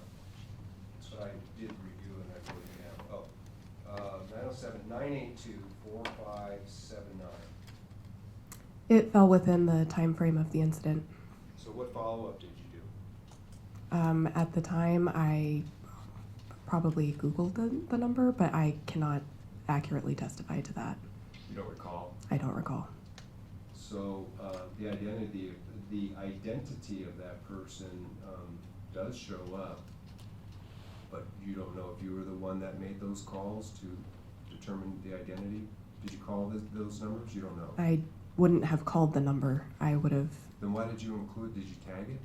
I don't have the report sitting in front of me. If I Well, you tagged. just testified about that number was made twice on November 13th or 14th. It was likely that it was within the time frame of the incident. I was asked to look for a specific 13th. section of time and people involved, which is what I did. So if I tagged the item, then it was because it fell within what I was asked to look for. So if you had an unknown number, I mean, don't you think that the investigators, whether it's you, and that's why you passed it on, or the case manager, if it's in that time frame, everybody else is identified, they're the co-defendants, except for Mr. Renfro. Don't you think you want to find out who else they may have been, Mr. Peterson was contacting? Certainly. But you're not the person who did so? At the time, I wasn't. You don't know for sure, or do you know for sure? At the time, I was not asked to look deeper into what numbers were not flagged as having a contact name associated with it. So if the name of the person whose number that belongs to has been revealed, it wouldn't have been you, it would have been law enforcement, the case manager, somebody assigned to follow up on that. Is that what you're saying? Yes. Okay.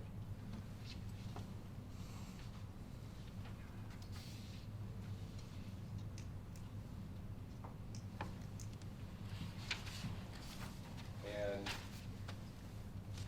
after you passed it on, this information, was there any follow-up, like they come back and ask you any questions, or you just didn't hear anything more about it? I do not recall. You don't recall? You don't recall? I do not recall. My involvement with this case was nearly 3 years ago, so there really isn't a way that I could. So do you recognize the name Pamela Grundon as associated with that number? Sounds vaguely familiar, but I don't know why I would know that name. Maybe you did try to call it, or maybe you did have follow-up I feedback? I do not place phone calls to numbers that I find on extractions. Okay.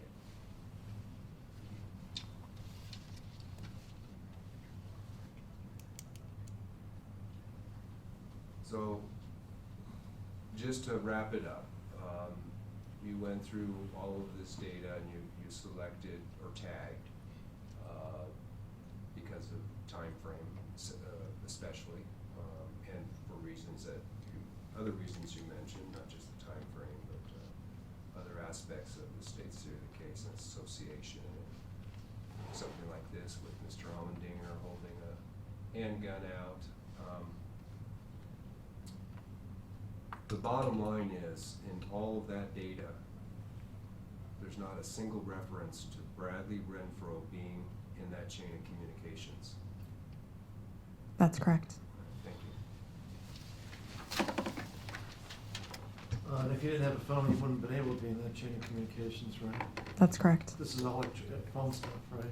Yes. Okay, can you just clarify for me, because my understanding is that you sifted through the images to determine what may be relevant and may not be, and you flagged the ones that you thought would be relevant, right? Yes.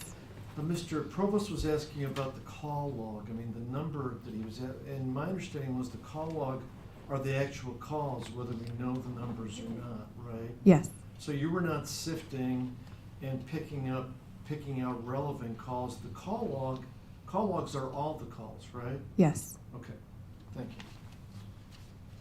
All right, thank you, ma'am. You can step down. Thank you.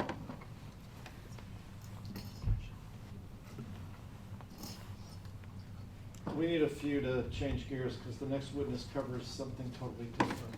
Okay, we'll take our afternoon recess, come back at noon. Do you solemnly swear or affirm that the testimony you will give in the case now before this court will be the truth, the whole truth, and nothing but the truth? I do. Thank you. May be seated. And for the record, would you please state your full name and spell first and last? My full name is Ramin Dunford, RAMIN DUNFORD. Thank you. Okay, go ahead, sir. Thank you. Tell us where you're employed With the Alaska State Troopers. and what is your rank Sergeant. and where do you work in the state? I work in Anchorage. And currently, what is your job description? I'm the Sergeant of the Technical Crimes Unit. The Technical Crimes Unit it comprises the Mobile Forensics Lab, the Computer Forensics Lab, the Internet Crimes Against Children Task Force Investigators, and also our Financial Crimes Investigation Unit. So I supervise those parts of the Technical Crimes Unit. And in 2016, November and December, where did you work back then? I worked in the Special Criminal Investigations Unit. And is that out of Anchorage also? It is also out of Anchorage. And how long, where else did you work as a state trooper? I started here in Fairbanks. I worked in patrol and then moved to investigations. I transferred from investigations to Bethel Patrol, then back into Palmer, and worked there in the Major Crimes Investigation Unit. Then I transferred into Anchorage and started working in the Technical Crimes Unit, and then to the Special Criminal Investigation Unit, and then promoted to Sergeant of the Technical Crimes Unit. And we just heard from Ms. Johnson. Does she work in your unit? She does. And what she testified to examining phones and electronic tablets, is that a big part of what the Technical Crime Unit does? That is one of the things that we do. Right. And let me ask you this, do you have some cases which you have primary responsibility over, or do you assist troopers and trooper investigators throughout the state with the technical stuff? We do both. Okay. Now, did you have involvement in this case? I did. How would you describe your involvement in this case? Was it early on in the investigation? Was it frequent? It was early on and frequent in the investigation. And in what capacity? What were you doing? I assisted with the analysis of call detail records or cell phone records. I assisted with interviews of some of the folks involved. And your participation, was it before December 2nd, 2016 when David Grunwald's body was located? Yes. And some of the information that we will be discussing in your testimony, was some of this information about the phones and possible locations, was that provided to the other investigators before David Grunwald's body was found? Yes. Now specifically, you're gonna be talking about something different than what Ms. Johnson was talking about, is that right? That's correct. Now, what are you gonna be talking about in this examination? So call detail records are the phone records that the telephone company keeps of the activity that the phone has inside their network. They keep records of the calls that are made, the connections that happen to their towers, and the general location of where the cell phone is or the mobile device is inside their network during that particular time frame. Now, do cell towers relate in any way to your analysis here? Yes. And describe how they relate to this. So a cell phone basically is like a radio. It makes communication, or it makes a connection with towers to relay information. It's how a cell phone call is made. It also relays information, data. Cell towers make up a network. They take that radio signal from your phone and they connect it to the internet, and the phone call is completed that way, or the data is whether you're going to a website or whether you're going to Facebook or whether you're sending a message. That all happens through the cell tower and the cell tower networks. Now, did you follow the development of the investigation throughout? Yes, Right. And were you involved in some interviews also? I was. Which interviews were you involved in? Ooh, Just from what you recall. I'm not gonna be asking about those in Right. particular. then I didn't come prepared to talk about it. I know that I was involved in an interview with Eric Almendinger, Bradley Renfro. I spoke with Devin Peterson at one point. And that's about as good as my memory serves me at this point. And was one or more of those interviews with you were with Sergeant Wegson? Yes. During that? Okay. Yes. All right, and as far as information sharing, was there information developed eventually in this investigation that four individuals, well, I'll start out with three for now, but eventually during the investigation, was there information developed that Bradley Renfro, Dominic Johnson, and Eric Almendinger went down to the Butte area, specifically down towards the Knick River Road area? Yes. Now, let me turn your attention to, you have a PowerPoint presentation, is that correct? I do. Okay, we'll need to, you have that set up on the computer in front of you? I do. And this states I think. proposed exhibit number 291, and we're gonna be showing it, so I'll just address the defense.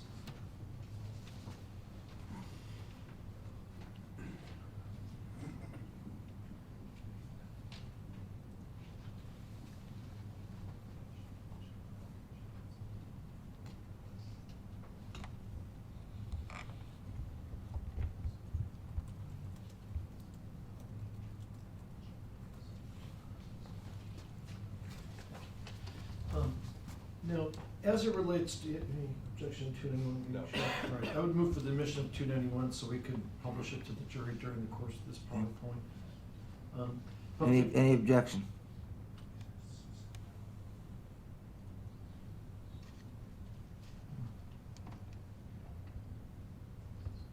No objection. Okay, 291 is so admitted. And let me ask you about this particular PowerPoint. You prepared this, is that correct? Yes. All right. And do you remember what year you prepared this one, ballpark, month or year? I don't recall off the top of my head, no. I All right. apologize. And was this PowerPoint prepared for court or for investigation? For court. Okay. Now, did another trooper do some similar work on the case? Yes. Which trooper investigator did some similar work on the case? Investigator Bucknell. And he did it back in 2016? Yes. And where did he work when he did similar work on the case? I believe he's working in the Technical Crimes Unit at the time. All right.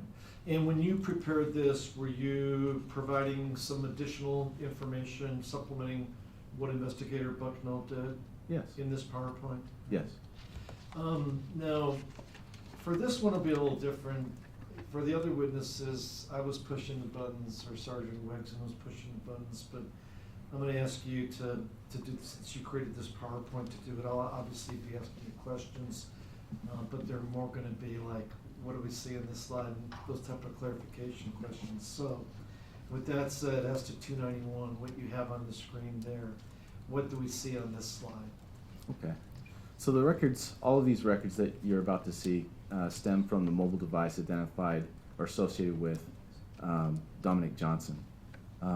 The records will be one of the three things that I had mentioned before. It's either going to be a phone call, text, or SMS message data transfer, or a location that the cell phone company believes that the cell phone is located inside their network. So those are the four things that you'll see during this PowerPoint. What you see here is a data record. The cell tower has three different sides. Most cell towers have three different sides. Some have different. It depends on the network, depends on where it's set up, and it depends on the design of the network. For the most part, as I'm talking, these cell towers are divided up, or the tower itself has three different antennas, kind of like a triangle.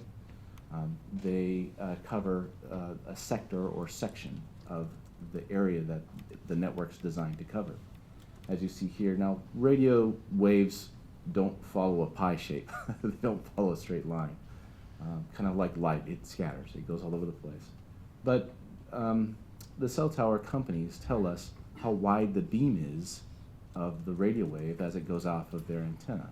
And so we use that to determine the rough area in which a handset or a mobile device is located, or at least that's what they're telling us, is that it's hitting off of this tower, off this antenna array, and it's roughly in this area. This by no means says this is the exact location during this area. Like I said before, it's like light, it scatters, goes all over the place, but it for the most part is in this general direction, in this general area. And this one, does that show a cell tower, or what is that, and what is the fan, and what's the number 2, and all that? Sure. So the pinpoint is the tower. The fan is, like I said, the rough area where the beam width, we've been told where the beam width of this particular tower is, and the coverage area roughly of where it is.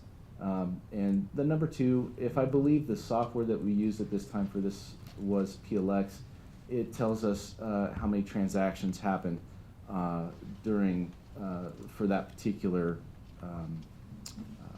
transaction, or that particular line in the original records. Now, for this one, does this relate to anybody's device, or is this just showing the cell tower? On this No, one? like I said before, all of these are specific to one device, and that is the device associated with Dominic Johnson. Okay, and are the times Alaska times? That is correct. And this is, of course, in military time, right? So what time would this be in regular time? That would be November 13, 2016 at 8:42 p.m.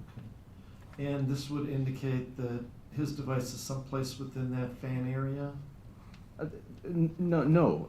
It's someplace in that general direction, that general area. Again, like I said, the fan area just says that's beam width, but like I said, it could be a little bit outside, it could be inside, it could be a little bit further than that fan, but it basically is saying that it's somewhere in that direction is where the handset was located when it made that particular phone call. In this particular instance, communicated data to the tower. Now, I don't think we're going to give away any secrets if we acknowledge that if the phone is off, you're not going to get any this kind of information, right? Correct. Right. So if the phone is powered off, right, or if it's broken, it's not going to do any of this stuff, right? If the phone does not have power, it's not going to be able to make a communication with any of the towers. Correct. Now, the other thing, do you necessarily have to make a phone call or send a message or send a text for a phone if it's on to interact with the tower, or can it interact on its own with the tower? It can interact on its own with the tower without any user-initiated activity. Can you explain a little bit about that? For what reason and how and why? Sure. Most people have email on their phones, and so most people don't want to miss an email or have someone try to get in touch with them or talk to them through email and have it go a day or two without checking their email. So they've set it so that the email will reach out and check to see if they have new emails within the past 10 minutes or so. You don't have to pull out your phone and say, hey, check to see if I have new email. It does it automatically for you. That's one of many, many, many different software systems on your phone that reach out automatically to check to see if you have new notifications or something that someone wants to reach out and talk to you about. So there are a lot of times the phone is reaching out on its own for your convenience to find new information or new messages.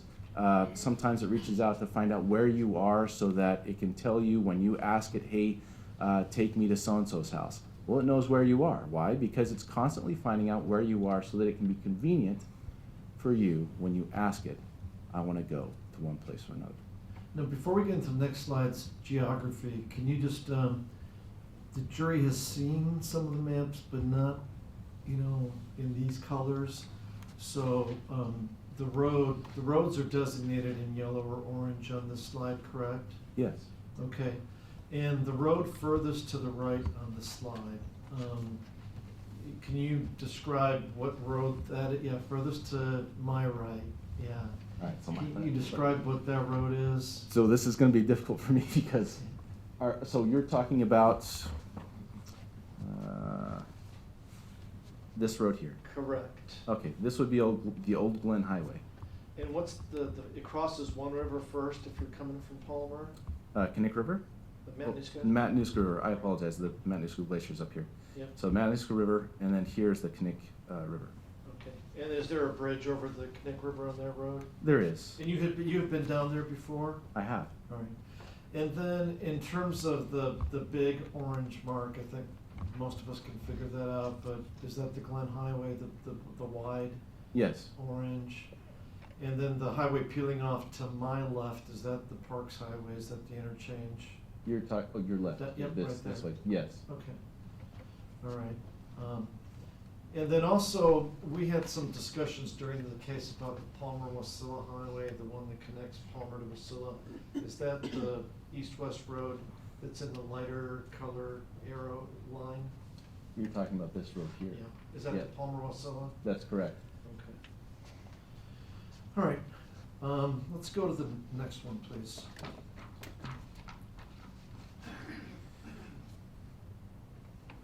And this again pertains to Dominic Johnson's phone, correct? That's correct. All right. And specifically that's November 13th at 8:42. What can you tell us about this slide? This slide is, I talked about the different things that we're going to be showing in this, and this is location information. Specifically, cell phone companies need to know in the network where phones are to balance their network. And so they track where phones are. It's not an exact science, and they don't offer a checksum. In other words, there's no way for us to verify that the information is accurate. This particular hit here, this location hit, is off of, showing that it's off of this tower with a very large area. It's saying the accuracy of this particular hit is very wide. The point of this is just to say that it's somewhere in that area, period. And that's the Palmer area, quote unquote? Sure, yes. But not the Butte, right? Yes, correct. And, I mean, do you understand, just to clarify, so during this presentation, do you understand the Butte area to be once you take, Arctic at first turns into the old one and name changes, but once you get over the Matanuska River, that first crossing, do you understand that to be the Butte area, that area? My understanding, as I'm pointing to with the laser, is that this area here is the Butte area. All right, let's go to the next one.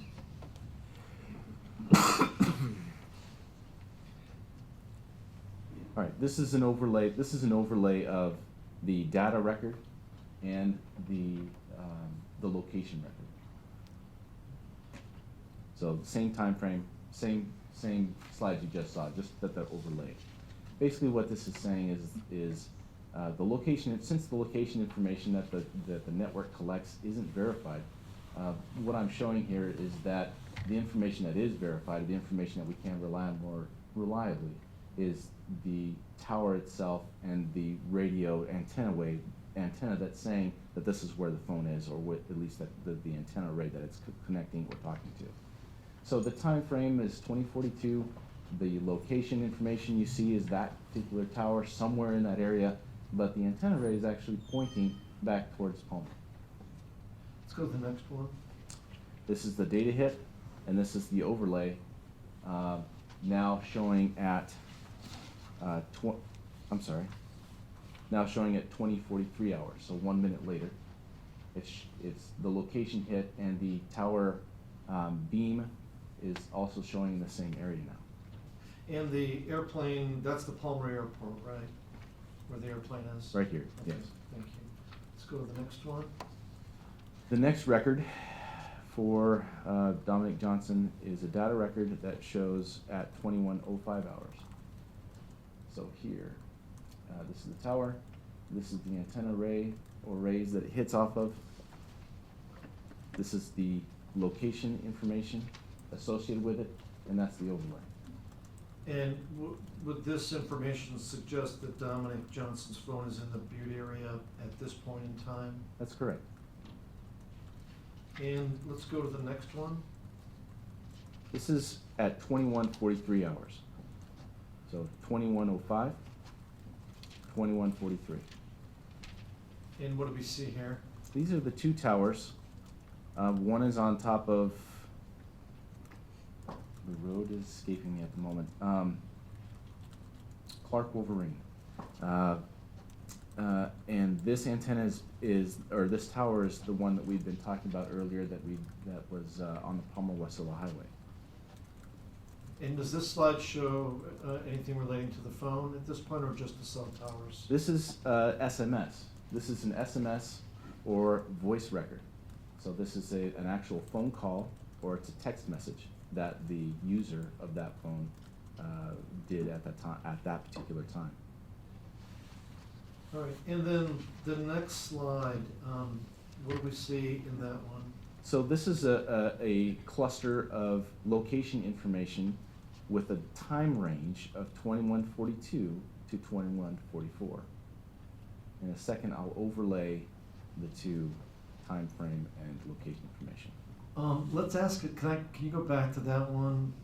I guess in shooting, you would call that one to the left a flyer, maybe, you know? What can you tell us about the dot that's situated in the water? Right, so like I said before, the location information isn't verified. So we don't have no idea if it's accurate or not, which is why we like to use other sources to co-witness the information that we receive.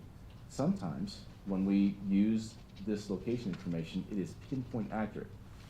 Like we'll go to a store that has video, and we'll see an individual on the camera with a phone walking into a store, and our location information will put the person right there. So sometimes we know it's accurate because of the video or other sources that we're able to verify. Sometimes we can't verify, and in this particular case, we're using the cell phone towers and the antenna and the beam width to verify the information that we're receiving with this location information. Now, are you familiar with the area where David Grunwald's body was found? I am. And can you go back to, is it closest to that bottom dot? Correct. Okay. And as far as the dots, is there any information about which dot is at which time, or not really? There is in the original records. It gives you what date and time each location hit is. But here we just have a spread of what, 2 minutes? Is that what it is? Correct. That the phone is in that area. So it's showing the phone in all of those locations within that 2 minute period of time. And if you go to the next one. What do we see here? So I'm gonna slide back and forth just to verify the times. So this is 21:43 or 9:43. This is between 9:42 and 9:44, so 3-minute time period. And this is the two pieces of information we have overlaid. And is there any way to determine whether, the phone is traveling north, or the phone is traveling south, or the phone is traveling east or west, just from these data hits? Not isolating this particular piece of data, no. And again, this pertains to Dominic Johnson's cell phone, correct? That's correct. And if we go to the next slide, what does this show? This is at 9:45. And how does this relate to his phone? This Is that a cell tower? This is a cell tower. There are 3 in the Butte area that are pertinent to this case, and I'll show those to you in a moment. This particular tower is showing you SMS and voice records that occur at 21:45 hours on that particular tower on those particular antenna arrays.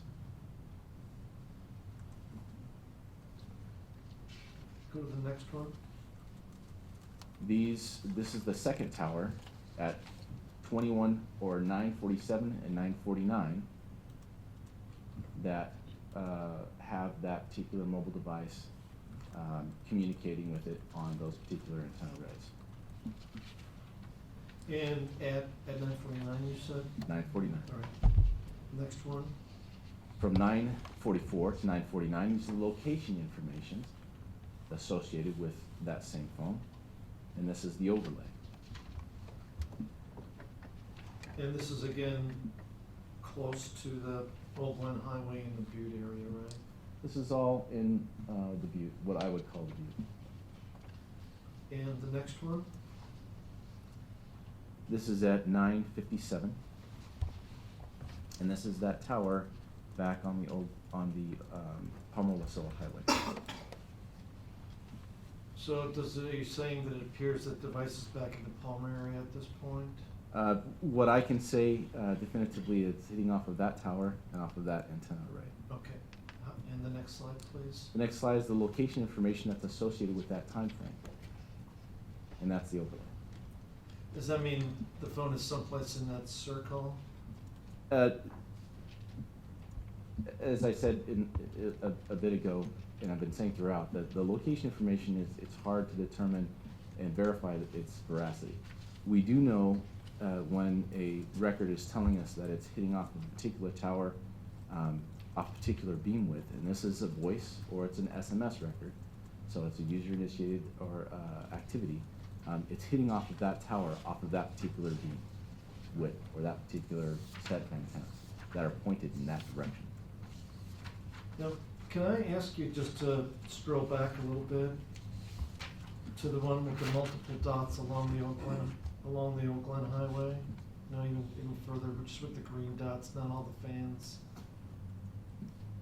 Oops, or can you not go back? This one? Yeah, that's one yeah, that one will work for my question. Now, seeing those dots now, does this mean that, is this evidence that the phone did not cross the Connect River Bridge, it did not get on Connect River Road? What can you tell us about that? Because that was one of the issues that you were trying to clarify with this PowerPoint, right, as to whether Dominic Johnson shut off his phone or whether he didn't when they crossed the river, or whether there was anything blocking. So what did you, I mean, that was the part of the reason for your PowerPoint, is that correct? Because we know David Grunwald's body was found in the area across the bridge, right? Right. Okay. So I think the compelling argument or the point is that, and I'm going to scroll backwards here for the times. At 21 or 9:05 was the last time that phone was seen active on the network. The next time the phone is seen active on the network is at 21:43, which is 9:43, on those towers with that location information associated with it. And then eventually the phone is closer back to the Palmer area, right? And then as we move through the towers, the phone moves back into the area, the Palmer area. All right. So the question, does this information suggest that Dominic Johnson shut off his phone before he got to the Connect River Road and put it back on when he got back on the highway going back north? Or was there something blocking the phone transmission perhaps in that area? Can you shed some light on that? Because we do know that. So it could be, sorry, go ahead. Yeah, because we do know eventually from, you sat in on Mr. Renfro's last interview that he verified that they had all been at the scene on the Connect River Road when David was killed, correct? Yes. Okay.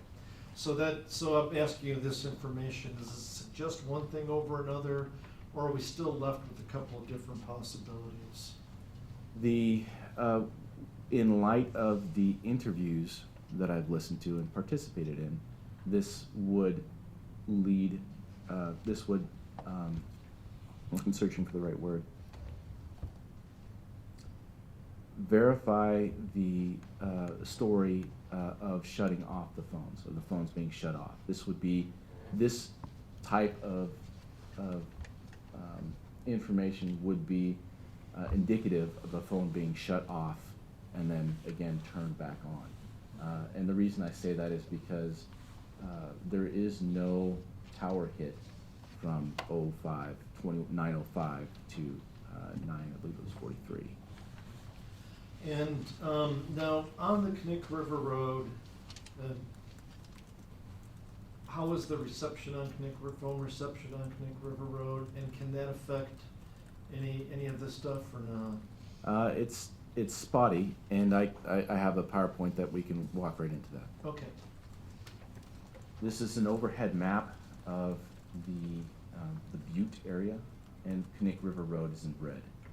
So this is the, we're looking at like the prior maps were oriented north-south. This is oriented, south is on top and north is on the bottom, right? Right. Okay. Now, let me ask you, before you get into the cell towers and the topography and that kind of thing, to educate the jury about this geographic area, this has some 3D relief on it and geographical features, is that correct? That's correct. And then you patrolled in this area before, right? You're familiar with this area? I've worked in this area, yes. All right, so kind of take us from the bottom, like when you're driving on, Arctic at first, which changes names to the Old Glen Highway. Just tell us, what do you see when you're going southbound on that road? And we can tell from the map there's a river to the right of the road, right? Okay, so if you're turning, or if you're going east on Arctic as it turns into the Old Glen, you're looking at a mountain right here. As you turn south, the Butte is actually famous for the Butte. It's a large hill that a lot of folks like to climb. But it's not the only hill in the area. There are several others, in fact, a couple over here in the area. So it's kind of the area where the glacier came down and scraped that whole area clean and left a few big chunks of rock behind. So as you're traveling through, you see that. It's fairly flat and except for these large chunks. So there's some farmland there and whatnot. As you're traveling down the Butte, you'll see the other mountain on the other side with the Connect River. The Connect River traveling right at the base of the mountain. As you cross over the Connect River Bridge, on the right is Connect River Road, and that's this road in red as it goes east. Now, the topography along there, is it accurate? Like, we see big mountains on the south side of Connect River Road. Is that accurate per your personal observations? Yes. All right. And is it fairly steep along the right side? If you make a left turn, when you get past the bridge and drive Connect River Road, is the topography fairly steep or inclined on the right side of the road? It is. All right. What can you tell us about the left side of the road? The left side of the road is the Butte area. It's like I said, it's very flat. Like when the glacier had come through, it's a flat area. The river kind of fans out at places. A lot of folks go back there to hunt, hike, four-wheel. It's a recreation area. And it goes back further back until you come around the mountain. There's a large glacier there with a large lake. All right. And then eventually the Knik River hits the Glen Highway Bridge, right? Yes. Okay. Now, let's talk about some of the things that you inserted into the map, the CTs. Please describe what those are. Okay, so the tower that we've seen a lot in this presentation was the tower that's on the Palma-Wasilla Highway. That's this one here, labeled CT2. CT1 is on the tower on, I believe it's Clockwork Wolverine. It has a pretty high elevation. You'll see that in the next slide. CT3 and 4 are down in the valley below and are quite close to the road. Now, when we're looking at this photograph, I know we're focusing on Dominic Johnson, but certainly the troopers looked into whether any of the other participants had their phones on and had similar data in this area, right? That's correct. And did you find any similar activity on the part of Eric Almeninger's electronic tablet? We did not. Okay. Or did you find any similar activity on Austin Barrett's phone? No. Or any phone associated with Bradley Renfro? During this time period that we're talking about, no. Right. And is that why we're focusing on Dominic Johnson's phone as it relates to this Butte area? That's correct. All right. Now, back to my question, like, was his phone likely turned off during the period of time when they crossed the river? Because we know they crossed the river, per defendant's statement. Are there any terrain impediments to a phone hitting a tower once you do get across the river or not? Yes, it depends on which tower we're looking at, and that's what the next slides will show. All right. This is from CT1. If you remember, that's the one on top that has the high elevation as it looks across the butte, and you can see it can see more of the area than the other towers, and I'll show that in a moment because they're occluded by the hills. Right. You And can now the see- CT1, now that the line is a line going up in the air, an imaginary line going up in the air, emanating from the tower position. Correct. Most towers are between 60 and 80. Some are higher, 120 feet. But this is a rough sketch for you. This isn't exact science. I'm just giving you a rough idea of why and how the towers are located and where they're located.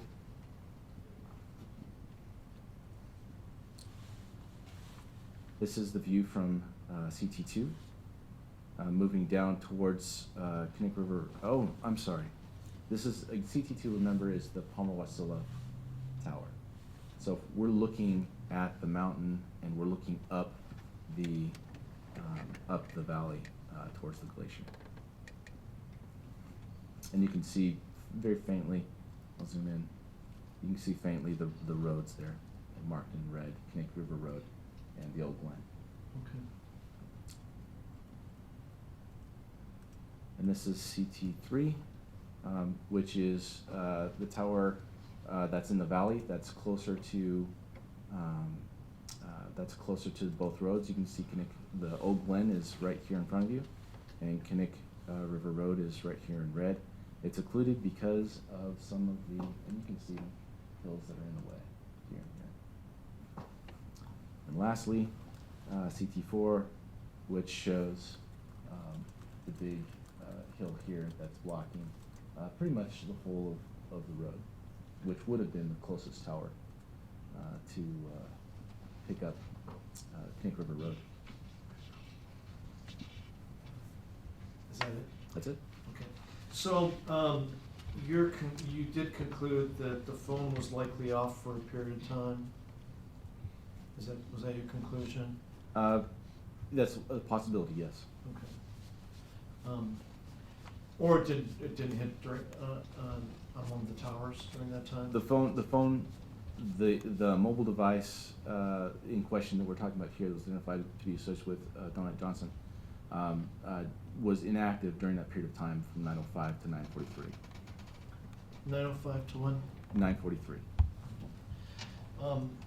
Nonetheless, this does show travel from Palmer to the Butte and then back to Palmer for this Yes. device? Okay. Now, I want to ask you I want to present a few other exhibits to you, not in the form of PowerPoint.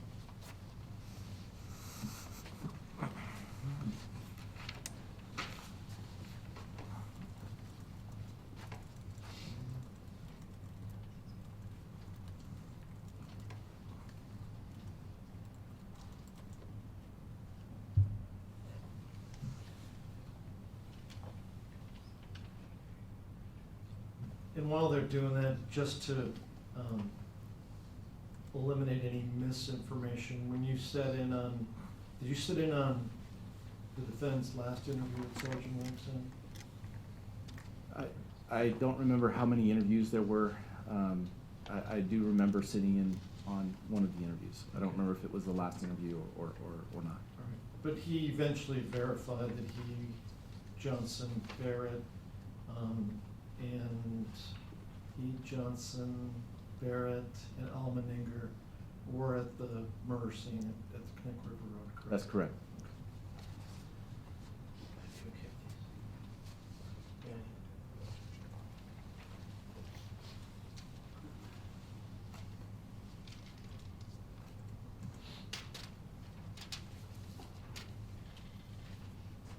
We'll have to do this the old-fashioned way, and I'm turning your attention to number 305.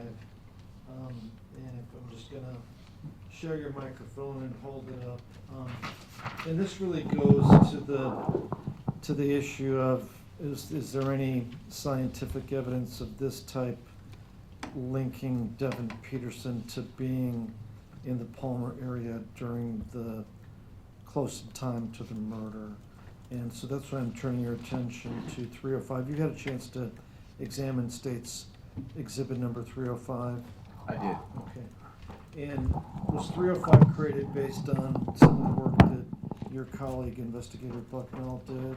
It was. And what is 305? And obviously there are different colors and the jury can't read the key, but can you tell us what the key says in terms of the colors? The key says that the red dot is the location information for Grunwald, Johnson, Almendinger, and Barrett during the time period of 1900 hours or 7 p.m.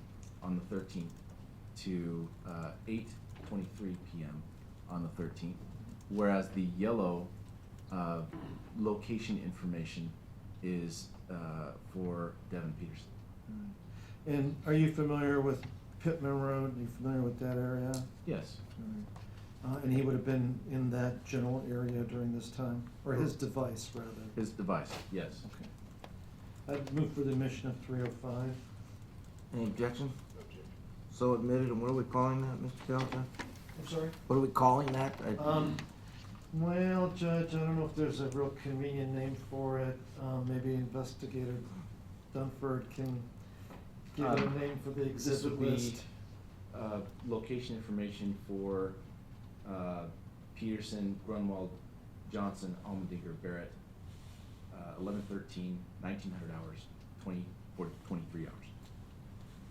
Okay, we'll just abbreviate that. Is that a little long? I'm sorry. We don't have one with line on our exhibit list. Otherwise known as Exhibit 305. All right, exhibit number 306, again, I'm gonna do this and then, now, did you become aware that the Bronco was found burned on a trail that was going up, that is used to go up Baldy Mountain on the other side of the Schrock Bridge that goes over the Little Sioux? Yes. Okay. And are you familiar with that area from patrolling in the Mat-Su Valley? I'm not. No. But were there attempts made by the troopers when you looked at the cellular data to determine whether there was any information putting Johnson's phone and Almeninger's tablet at that location? Yes. It was primarily done by your colleague, Investigator Bucknell? Yes. Okay. Is this one of the diagrams that were made to show that information? Yes. So what can you tell us as far as the colors on this one? The green dot is again location information for the phone or the device used by Johnson. The yellow is location information for the device used by Almby. Okay. And I know the yellow one is fairly big, right? That's correct. And the green one is smaller. Do you know why that would be? The one's smaller, one's bigger, or it depend on a lot of things? Right. So the cell phone company tells you within a reasonable degree of certainty how big or small they believe to be where the phone could be in that particular location information that they provide. All right. And the time on this exhibit, November 13th, 11:57 to 11:58, is that correct, during that time period? That's correct. And does this show that their devices were on the, I call it the west side of the valley, in that Schrock Road, Susitna Bridge area during that time? Yes. All right, thank you. Move for the admission of number 306. No objection to all three of them. Okay. And, So admitted. thank you. And finally, exhibit number 307, and I know we haven't talked about Austin Barrett's phone very much so far. You said there was no phone data putting him in the Butte or at the Connect River, correct? Correct. Okay. And again, if the phone was off, then we wouldn't have that kind of data? It's also correct. No, but there is some data for Austin Barrett eventually, is that correct? Yes. Okay, exhibit number 307, can you tell us what the code there is, or the key? So there are two location information hits in this particular exhibit.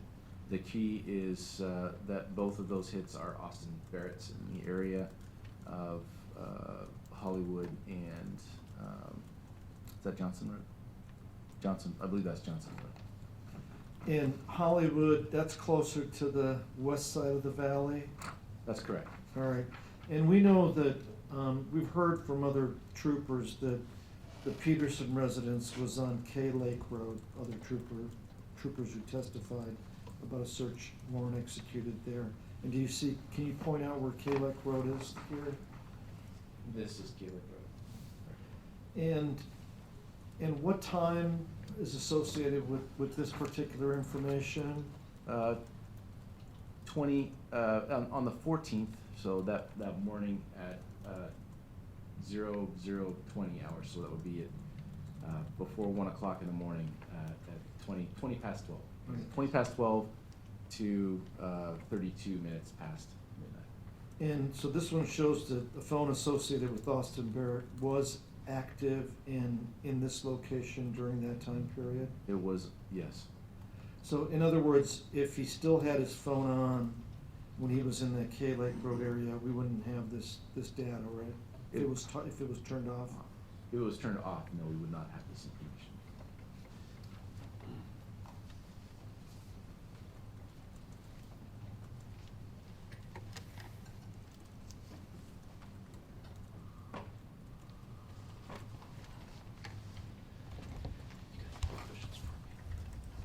Thank you, sir. 307, so admitted. Thank you, stipulated that. Okay, cross-examination.